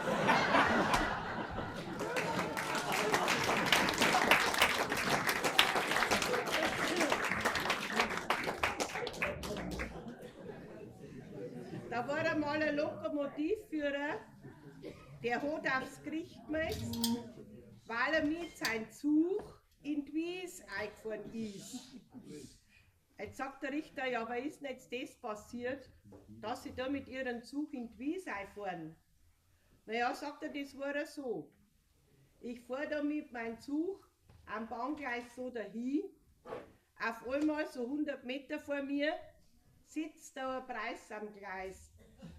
Na und, sagt der Richter, ist denn der nicht weggegangen? Sagt er, nein. Sagt der Richter, haben sie ihn doch zusammengefahren. Sagt er, habe ich noch in der Wies drin erst erwischt.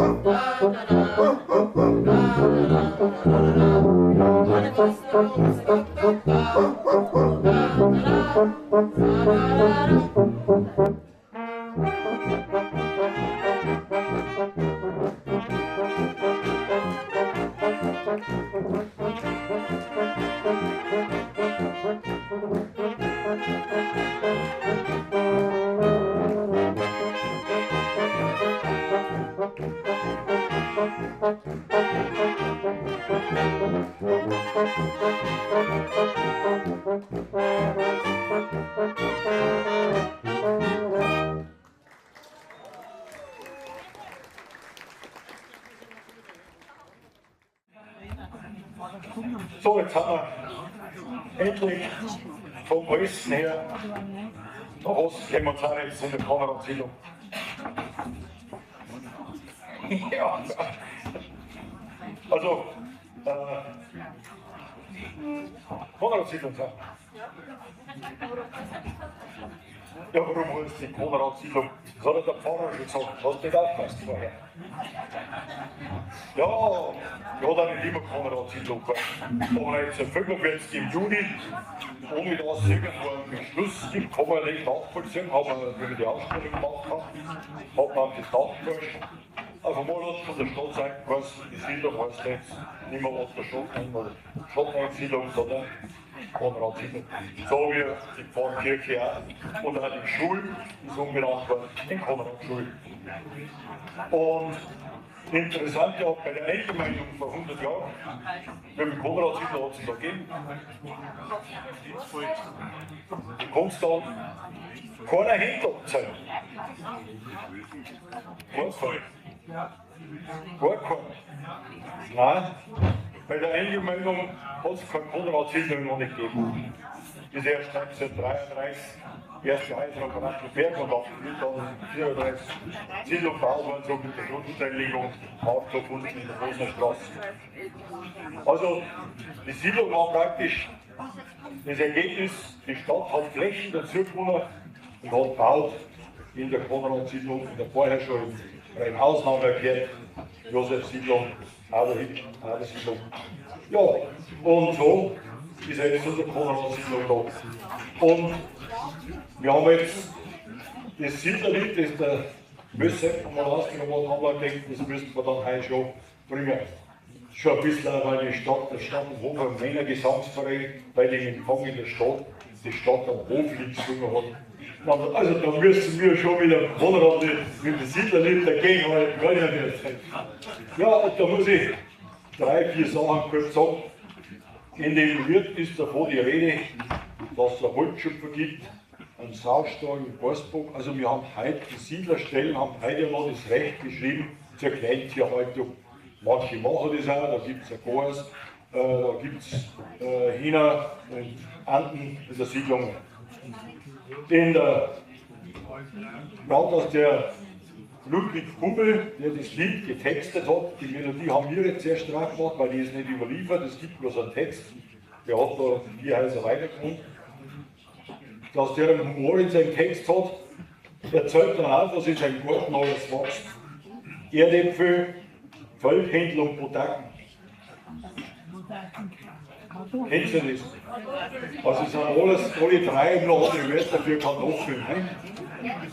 Und was bei uns auch ganz gut gewachsen ist, sind Ananas. Ja, das ist mit das erste, was im Frühjahr reif wird, Ananas. Also die Kalberger haben ja noch lange wirklich am Startruste gehabt, Kalberger Ananas, wenn sie Erdbeeren verkauft haben. Also ein anderes Wort für die Erdbeeren. Ein Karviol sagt man bei uns auch nicht mehr in Österreich, ganz normal für die Nummerkohl. Und in der letzten Strophe sieht er dann, dass wir in unserem Häusl sitzen. Und da ist jetzt nicht das Siedlerhaus, sondern da ist das Gemeinschaftshaus, wo man beieinander sitzt und beratet. Also heute das Siedlerbüro, wo der Herbert seine Abende verbringt. Und der neue zweite Vorstand, der Hackelgert, ist auch da, hat sich jetzt da direkt vor neuer Schriftführer hergesetzt, vor Christian Merz. Jetzt habe ich den noch erwischt. Ja, und interessant, wir haben immer das Lied 1936 geschrieben. Da haben wir gesagt, ja, kann man das alles singen? Ja, kann man. Der hat schon gar, da gibt es keine Führer oder sowas, sondern da redet er von, wir haben unsere Leiter. Also wir haben doch einen Leiter, keinen Führer. Und da hat er schon gar den Humor und sagt, wir haben einen Leiter und der Heimwohnort dabei. Ja, und das Lied, das Siedlerlied, das werden wir jetzt vortragen. Und dann kommt die Stummmusik drauf mit einem Halbwalzer vom Kaufmannschusch. Danke.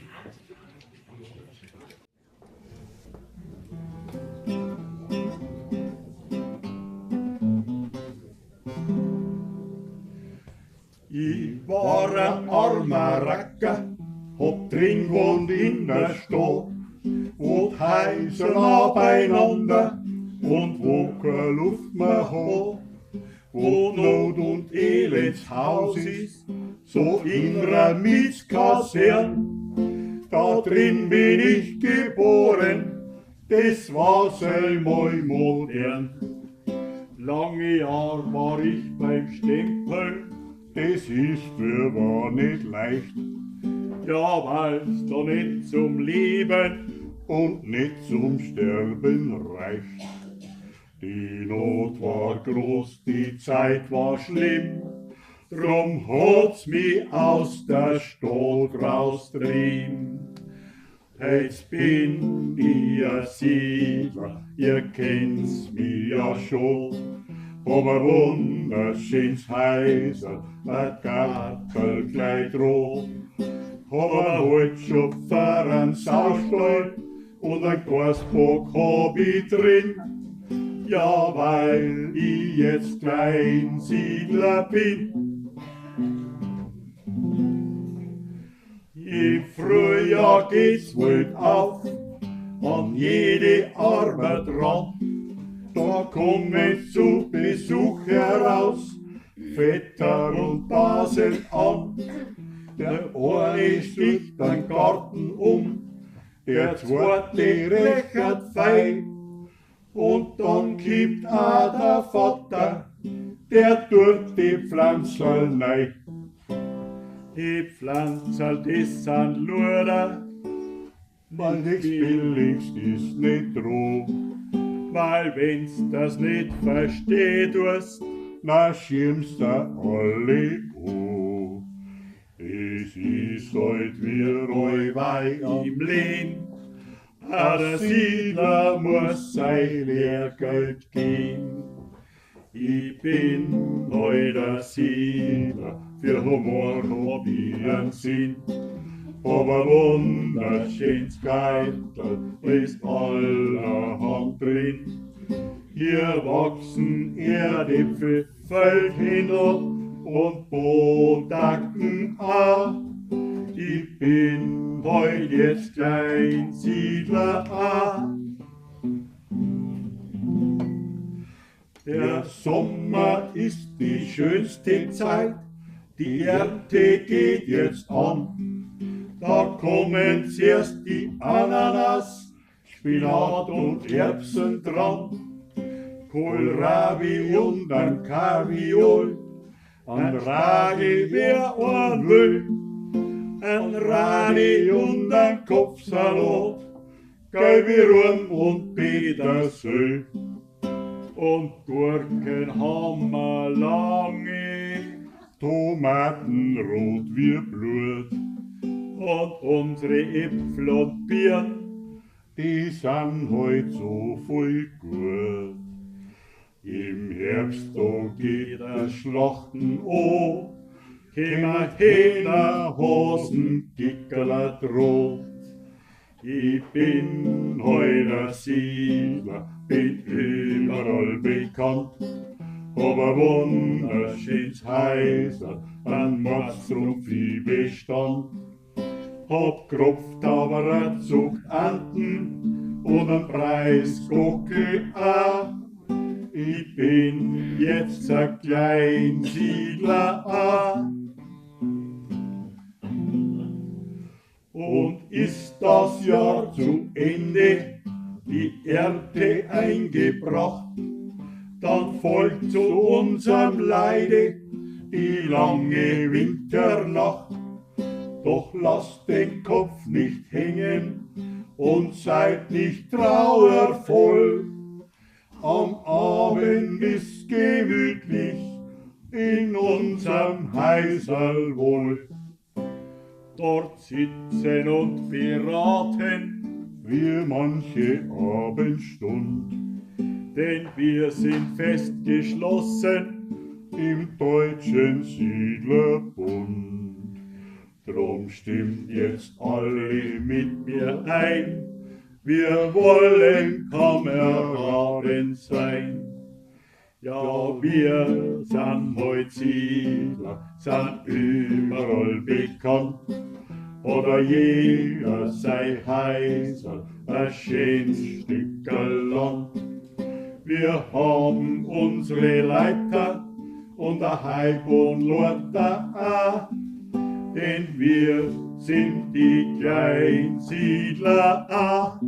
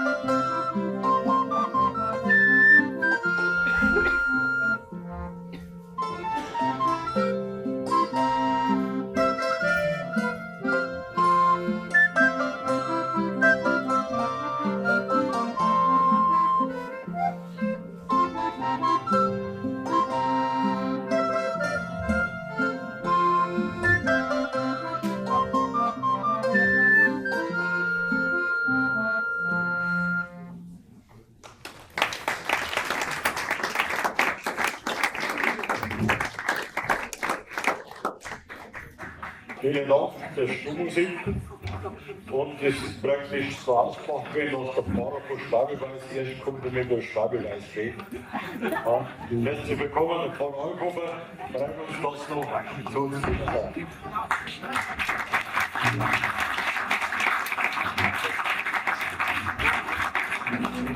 Ja, Schwabeweis. Funde gibt es schon aus der Jungsteinzeit, also die ist, wir rechnen bis 10.000 vor Christus, also vor rund 12.000 Jahren oder 15.000 Jahren vor der Zeit, hat es schon Schwabeweis gegeben. Schwabeweis als solches ist dann urkundlich 821 das erste Mal erwähnt, und zwar in einer Schenkungsurkunde. Und Schwabeweis ist an das Reichsstift St. Emmeram vermacht worden. Also man sagt, die Schwabeweis hat damals schon recht gespielt. Also zum Reichsstift hat es gehört. Und es hat fast 1000 Jahre gehalten, bis 1803 zur Säkularisation. Da war aber eine Streiterei, was sicher.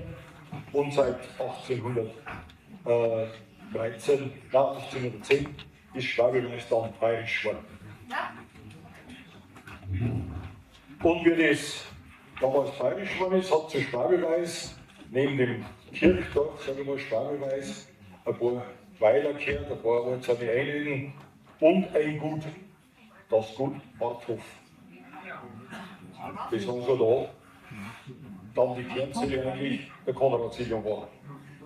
Die spätbarocke Saalkirche St. Georg ist ab 1770 gebaut worden vom damaligen Fürstabt von Emmeram, Frobenius Forster. Jetzt sind wir wieder auf Schwabeweis gekommen, so das ist die Frobenius Forster Straße. Dann wisst ihr, das war der Erzab, der die Kirche als Schwabeweis bauen lassen hat. Ja, und bei der Eingemeindung hat es Schwabeweis schon eine Feuerwehr gegeben. Und die Feuerwehr, im Feuerwehrhaus, das war zugleich das damalige Rathaus von Schwabeweis, das ist da, wo jetzt der Feuerwehr drin ist, in Schwabeweis. Jetzt muss ich gleich am Berg raufgehen, am Karlberg. Dort gibt es Werkzeugfunde von Leuten, die vor über 45.000 Jahren verschwunden sind. Also ob die da dauerhaft gewohnt und gesiedelt haben, weiß man nicht, aber man hat Werkzeugfunde, also Steinwerkzeuge gefunden aus der Zeit. Da in der Nähe ungefähr, wo jetzt die Kirche steht.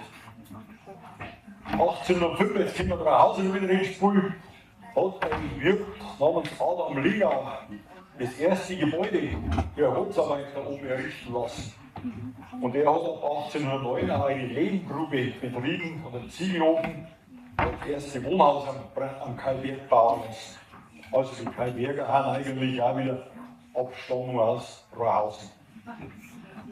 Und 10 Jahre später, 1818, hat es am Karlberg schon 47 Häuser gegeben. Und Karlberg hat zur Gemeinde Schönberg gehört. Wo ist Schönberg? Heute heißt diese Gemeinde Wenzbach. Ja. Das war die alte Ortsbezeichnung Schönberg. Aber die Schönberger und die Karlberger haben sie nicht vertragen. Das eine war ein Bauernvolk und das andere waren diese, ja, die Arbeiter, Bergwerkarbeiter und haben immer geheiratet und dann nach langen Trennungsverhandlungen hat sich dann der Ort Karlberg von Schönberg getrennt und ist 1922 nach Schwabeweis eingemeindet worden. Und dann 1924 mit Schwabeweis nach Lechsburg. Ja, Karlberg und die Kirche, die Michaelskirche, ist 1930 fertiggestellt worden und die St. Michaelskirche Karlberg ist das höchstgelegene Gebäude der Stadt Lechsburg auf 441 Meter. Und wenn man über den Berg runtergeht, der tiefste Punkt von der Stadt wird an der Stadtgrenze zu Tegerheim sein und in Schwabeweis liegt mit ungefähr 332 Meter. Gell? Ja, und dazwischen drin, stadtteilmäßig gehört Brantelberg und Karlberg, das ist ein Stadtgebiet in der Stadt Lechsburg von Brantelberg, sind in die 30er Jahre geladen, auf einer aufgelassenen Feldstelle, wo es 20 Häuser erbaut worden und ein Jahr später ist dann in der Konradsiedlung die Bebauung losgegangen, wie gesagt, in der Bosenstraße.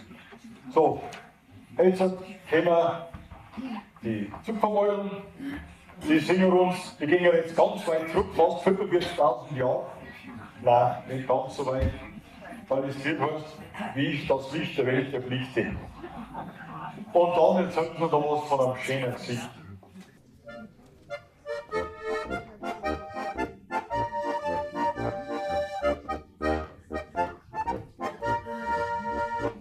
Wie das Licht der Welt erblickt, oh jedes war ein Hetz. Da haben's, weil ich so durstig war, alles in Bewegung setzt. Mein Mutter hob mich Druck zur Brust, an mir wollten's holen. Das alles hat bei mir nichts genutzt. Ich hab was anderes wollen. Ich mag kein Milli, hab ich geschrien. Deit's mich näher in ein Wirtshaus führen.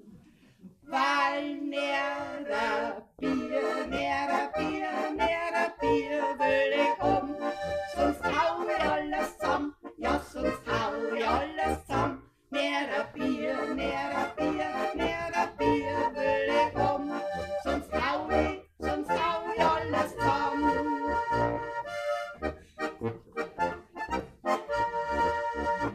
Erst kürzlich hob mir träumt einmal, dass ich im Himmel war.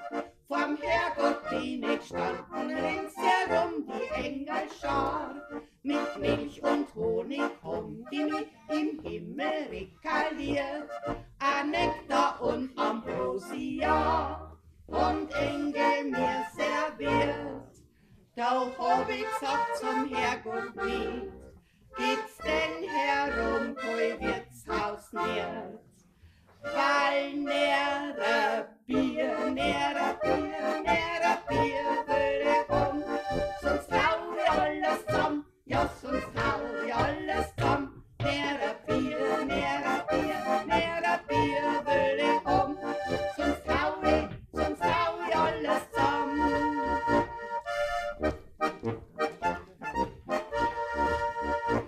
Ich war einmal ganz gefährlich krank, bin kummer ins Spital.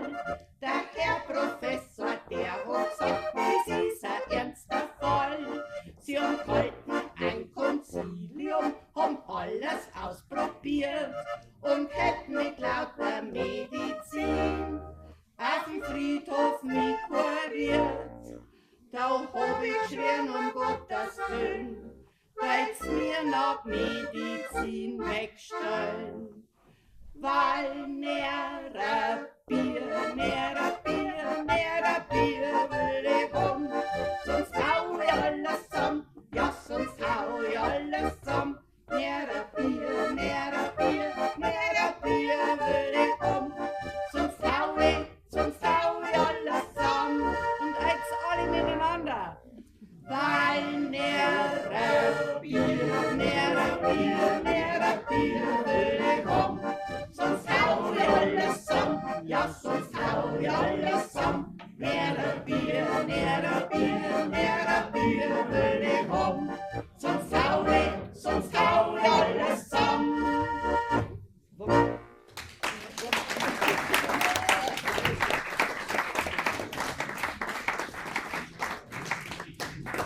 Da war mal ein Ehepaar, die haben 3 wunderschöne Kinder gehabt. Also eins schöner wie das andere. Jetzt ist das 4. Kind auf die Welt gekommen. Jetzt war das überhaupt nicht schön. Also direkt kreislich. Hat er zu seiner Frau gesagt, du, mein Allerweil, du bist auf Zeiten gegangen.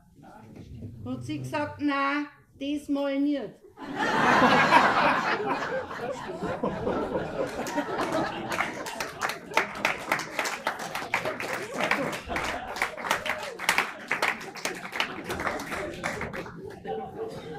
Da ist einmal einer gewesen, der ist zum Boden gegangen, Haarschneiden. Als weiß ich, hieß jetzt, sagt der Friseur, weil schneiden wir's denn? Naja, sagt er, den Scheitel, den hält ich am Leiber ein wenig so schief um mich. Und vielleicht könnten sie mir auf der Seite ein wenig einen Streufaser schneiden. Und hinten, da hält es am Leiber alle Schorten an der anderen dran. Da sagt der Friseur, ich kann Ihnen doch nicht so durchschneiden.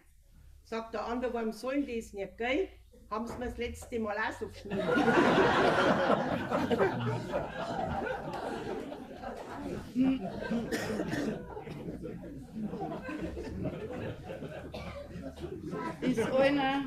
Ist einer in der Nacht mit der Laterne auf Brautschau gegangen. Sie ist noch einer begegnet, hat er gesagt, wo gehst denn du hin mit deiner Laterne? Hat er gesagt, ich gehe auf Brautschau.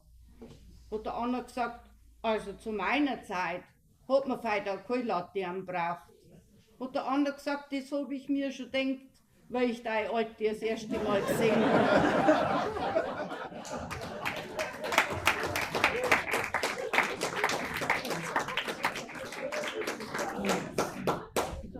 Da haben einmal zwei kleine Kinder gewesen, ein Mäuel und ein Bau. Die haben sie unterhalten, was sie mal werden, wenn sie groß sind. Jetzt sagt der Bau, ich wenn einmal groß werden, ich werde einmal ein Bischof. Dann sagt das Mäuel, wenn du ein Bischof wirst, dann werde ich auch ein Bischof. Dann sagt der Bau, das geht doch nicht. Du, wenn du doch einmal groß wirst, du wirst doch ein Weih. Und das Mäuel hat Weih geschaut und sagt, dann werde ich halt einfach ein Weihbischof.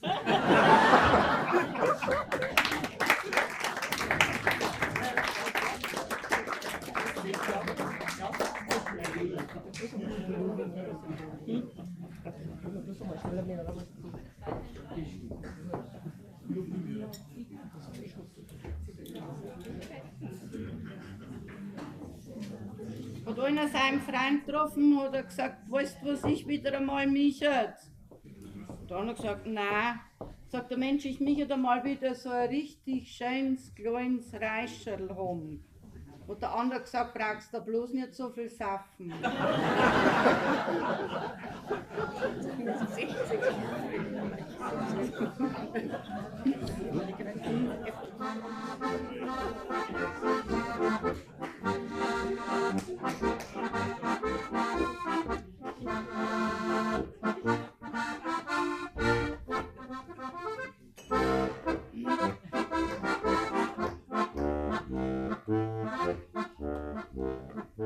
Nein, war ich grantig, weil ich in den Spiegel schau. Denn mit so einem Gesicht, da sind alle Tage grau. Da kommt mir eine Idee und die ist gar nicht schlecht. Ich frag einfach am Bürgermeister, ob er mir sein Gesicht nicht leihen möchte. Geh, leih mir doch dein Gesicht, ich möchte halt fest sein. Nicht weil ihr alte Semmel, sondern recht sein. Ich hab heut ein Rendezvous, da braucht man nicht ein Gesicht dazu. Und ist der Meier Bengel recht und handig, mit so einem Gesicht, da wäre niemals grantig.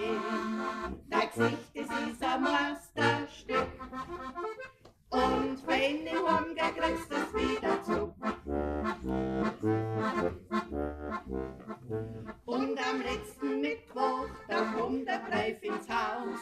Ein Büttel von der Polizei schaut aus dem Umschlag raus. Nach dem ersten Schreck hab ich es gleich gesehen. Das Gesicht vom Bürgermeister, das ist wirklich fotogen. Weil einmal noch dein Gesicht, die möchte ein Fest sein. Nicht weil ihr alte Semmel, sondern recht sein. Ich hab heut ein Rendezvous, da braucht man nicht ein Gesicht dazu. Und ist der Meier Wenger recht und handig, mit so einem Gesicht, da wäre niemals grantig. Dein Gesicht, das ist ein Meisterstück, und wenn du heimgeh, kriegst du es wieder zurück. Übermorgen hab ich bei meinem Zahnarzt einen Termin. Da geh ich dann mit dem Bürgermeister seinem Gesichtel hin. Der Zahnarzt sagt zwar 10, das ist ja schon geplant.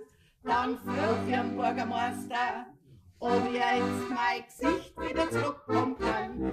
Geh, leih mir doch dein Gesicht, ich möchte ein Fest sein. Nicht weil ihr alte Semmel, sondern recht sein. Ich hab heut ein Rendezvous,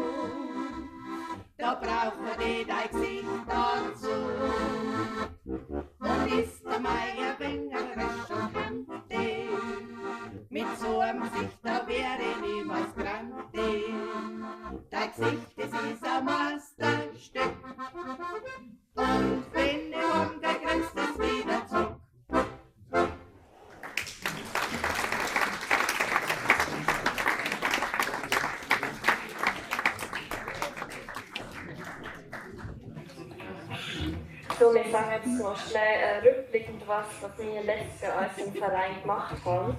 Und zwar haben wir angefangen mit der Osterwanderung. Das machen wir jedes Jahr, gehen wir mit der Jugend praktisch spazieren und dürfen die Kinder im Osternest suchen und dann kommen wir noch ein Wirtshaus. Dann haben wir das große Trachtenfest in Obertraubling gehabt, wo unser Trachtenverein ja das Jubiläum gehabt hat. Dann waren zahlreiche Musikseminare und ein Jugendausflug zur Holzkugel nach Steinberg. Dann haben wir einen Trachtenjugendtag gehabt mit der Regensburger Trachtenjugend. Und wir haben natürlich auch wieder jedes Jahr ein Zeltlager nach Grafenberg gefahren. Ja, da hört sich einiges von den Kleinsten bis zu den Senioren. Und das geht auch so weiter. Und ich denke, wir werden uns alle sehen nächsten Sonntag am 28. April, wenn wir an der Pfarrkirche einen Maibaum aufstellen. Um 1:30 trifft man sich in Wulzenhofen bei Götzfried Ludwig, beim Getränkemarkt und dann begleitet uns das Jugendblasorchester am St. Konradplatz, wo wir dann einen Maibaum aufstellen. Und wir feiern am 5. Mai im Spital Keller ein großes Fest, nämlich das Maifest. Das Bayerische Heimat- und Finanzministerium hat den Tag ausgerufen unter dem Motto Heimat-Erlebnistag. Ja, man kann man besser leben als im Wirtshaus. Ne? Und in dem Denkmal Spitalkeller gibt es nicht nur Musik und Tanz und der Maibaum wird aufgestellt und der Bobo gestochen, sondern man kann auch an Führungen im Denkmal Spitalkeller teilnehmen und auch Führungen, jetzt passt auf, im weltgrößten Whisky-Museum. Das ist nicht in Schottland und nicht in Indien, das ist in Störweg im Spitalkeller. Ja. So, und natürlich gibt es wieder einen Durchfestzug heuer. Unsere Kapelle hat die Ehre und darf im Juni beim Deutschen Trachtenfest in Wangen im Allgäu spielen. Am 30. Juni ist das Pfarrfest in St. Konrad. Und wer sagt, ein Tag Pfarrfest ist mir ein bisschen zu wenig, der soll das Pfarrfest gescheit feiern, als Training für Siedlerfest, das dann am 19. Juni 3 Tage in der 30er Freiheit wieder stattfindet. Also, wir haben schon was zum Feiern, lasst euch nichts auskommen. So, jetzt kommen wir noch mit einem Lied. Wir sind jetzt ja alle Stadler geworden, vor 100 Jahren, also unsere Vorfahren, besser gesagt, weil wir. Und da passt jetzt das Lied ins Stadler. Weil das ist eigentlich in Regensburg schon auffällig, egal ob du den Kunft Müller da fragst oder den Konrad Siedler, wir fahren alle ins Stadler. Wollen wir Stadler sein. Ja? Und dann haben wir noch eine Polka drauf, die Resi-Polka und der Trachtenkapelle. Und in der letzten Runden, Musikrunden, dann die Zupfermäuler, die uns ja nochmal ein bisschen was animieren. Ihr müsst nicht so drunter da sitzen. Ja, und da haben wir schon beim Geburtstag, aber jetzt können wir erst einmal ins Stadion fahren und ihr werdet alle kräftig mitsingen.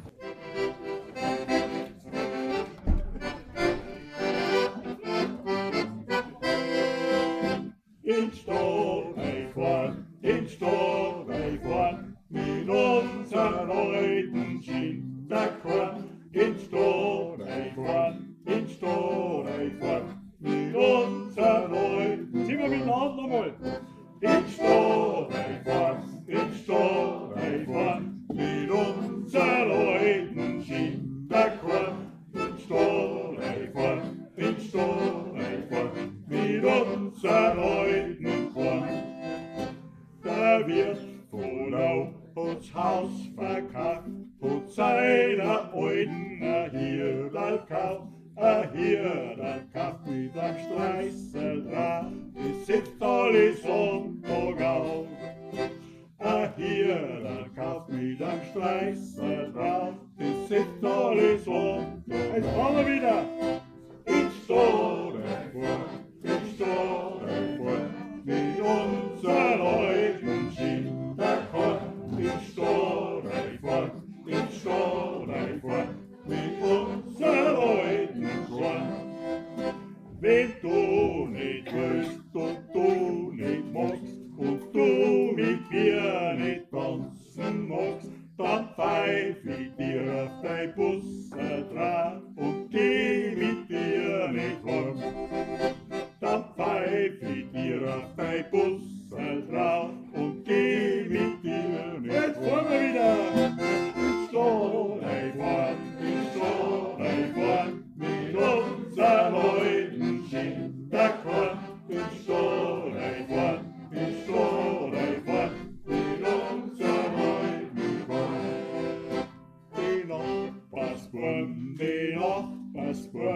sie gingen in die weißen Ruhe, sie höllen sie's aus und schauen ein und stecken's wieder in Ockerei. Sie höllen sie's aus und schauen ein und stecken's wieder in Ockerei. Ich stohle fort, mit unser alten Schinderkorn. Ich stohle fort, mit unser alten Korn. Ich stohle fort, mit unser alten Schinderkorn. Ich stohle fort, mit unser alten Korn.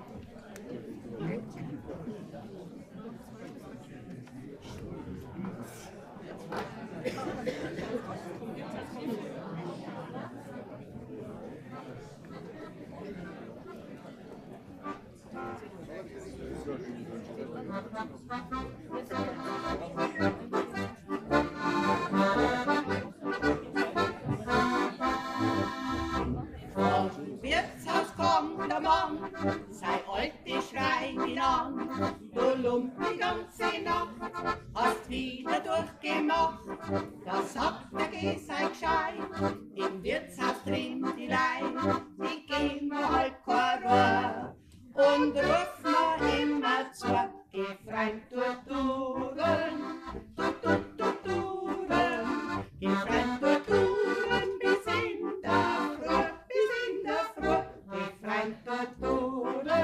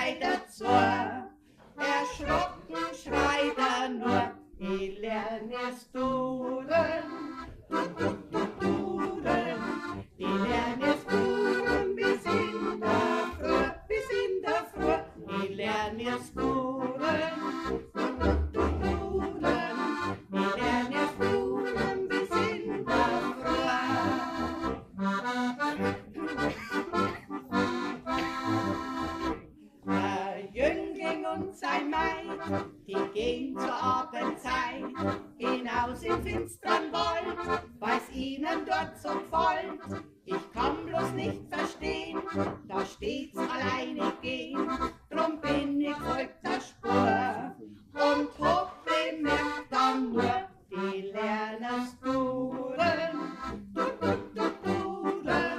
Die Lernersturen bis in der Früh, die Lernersturen. Die Lernersturen bis in der Früh.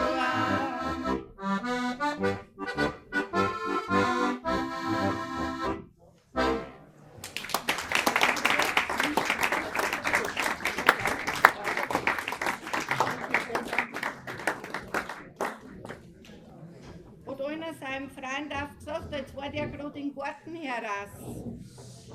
Hat sein Freund gesagt, Mensch, hast du schöne Nelken in deinem Garten? Hat der andere gesagt, das sind doch gar keine Nelken. Sagt er, was sind noch das? Sagt er, das sind doch Chrysanthemen. Hat der andere gesagt, was sind das? Na, Chrysanthemen. Hat er gesagt, weil ich schreibe mir das einmal auf, weil das kann ich mir nicht merken, bis ich daheim bin. Hat er ein wenig geschaut und hat gesagt, ich glaub, du hast schon recht, das sind schon Alten.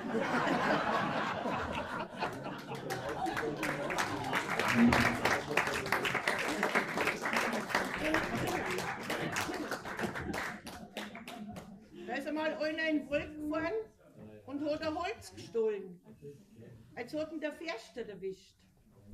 Jetzt sagt der Förster, ja, was machen denn Sie da? Dann sagt er, na, ich hole ein wenig Hosenfutter. Dann sagt der Förster, na, fressen denn die Hosen ein Holz? Und er gesagt, das sehe ich schon. Wenn Sie es nicht fressen, dann schiere ich es einfach rein.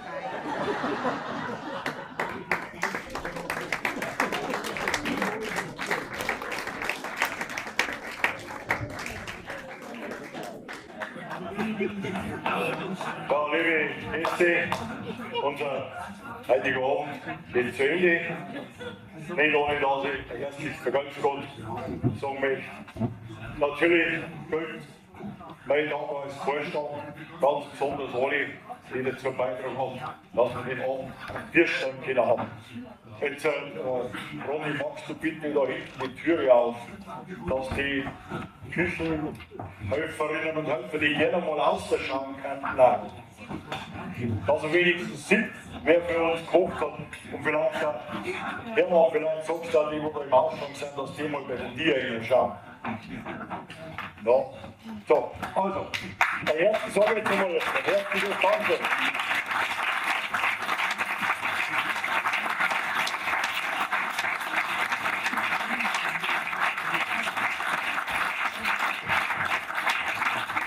Also, der Weltschutz, alle Helfer in der Küche, die der Horn gekocht haben, oder alle, die draußen den Ausgang gemacht haben.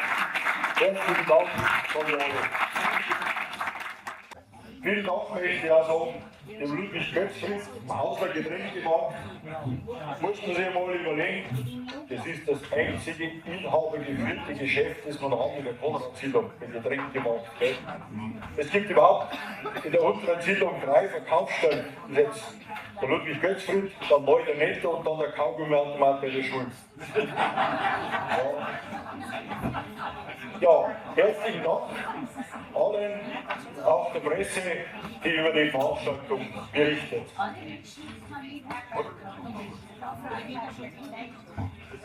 Die allermeisten Zweig haben Tugenden vom Bruder Konrad verinnerlicht und auch heute wieder gesagt, ihr wart geduldig, ihr wart ruhig und wortkarg. Ihr wart von großer Beherrschtheit. Ihr wart sehr freundlich und ihr wart großzügig. Vergelt's Gott dafür. Namen aller Mitglieder.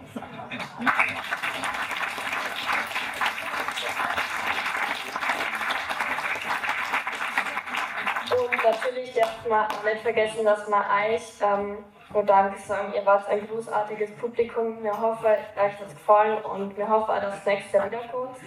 Und ja, wir wünschen euch den wunderschönen Abend.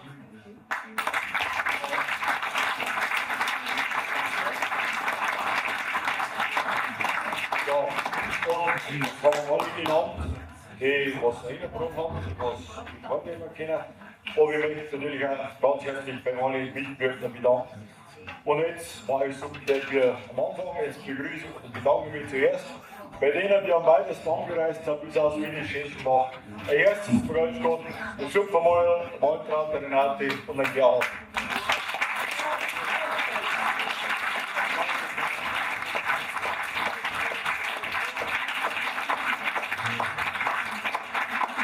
Jetzt habe ich gerne was falsch gesagt, das sind aus Neustadt. Aber wahrscheinlich wissen die wenigsten Rechtspolitik den Unterschied. Einen herzlichen Dank sage ich unserer Jugendleitung. Heute hat die HG Eva das übernommen mit den Kindern, die Tänze studiert, die Lieder studiert. Vielen Dank an unsere Kinder- und Jugendgruppe fürs Mitmachen.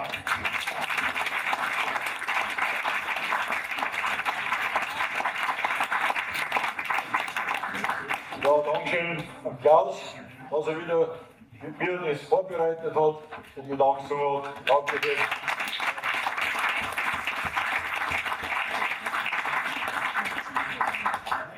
Und die Trachtkapelle in Ringsburg stand. Wir haben, Machtweiger wirkt am heute aber viele junge Leute dabei. Also die nicht, aber die anderen alle. Und es ist wirklich eine wunderbare Sache, wie sie das wie die jungen Leute dazu finden und an der chorischen Musik frei finden. Und da haben wir noch zwei, die eigentlich da gerne mitspielen, die aber heute mit den Pilzheimern, Kapellenorchester, Blasorchester Pilzheim, die heute ein großes Konzert im Burg Längerfeld im Pilzheimer Radio. Aber man denkt, die Pilzheimer spielen jetzt vor Längerfeld. Also ein großes Konzert, aber unterm Abend schreiben sie und wünschen uns einen schönen Abend und bedauern, dass sie dabei sein können. Also herzlichen Dank unserer Trachtkapelle, unsere jungen Musikanten, die viel Freude haben und wir haben viel Freude mit euch. Dankeschön.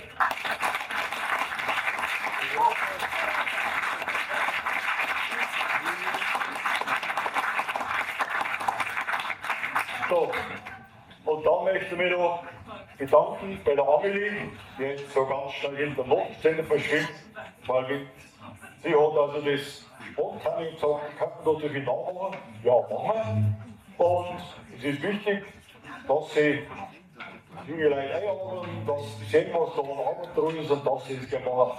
Vielen Dank, Amelie, für deine Mittel für deine Mutter. Danke. Ja.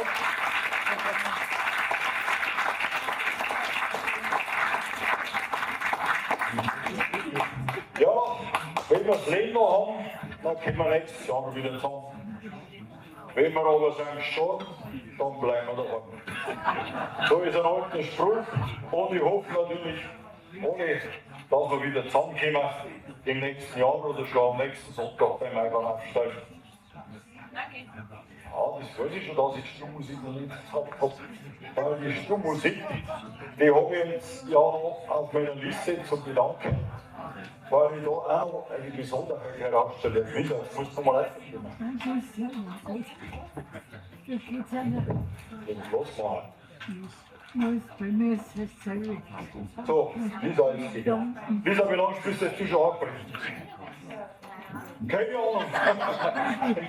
Jetzt haben wir richtig das Song, weiß nicht. Das ist ein ganz neuer Text, keine Ahnung. Also, die Lisa hat gesagt, sie noch Handbrett spielen und ich bin dankbar, dass sie drumherum eine Gruppe gebildet hat, natürlich der Papa, der Richard und jetzt Stefanie und Nein, die Carmen, die heute das erste Mal in der Gruppe da mitspielt. Carmen, vielen Dank und euch, unsere Schulmusik, viel Freude bei den nächsten Jahren beim Musizieren. Dankeschön.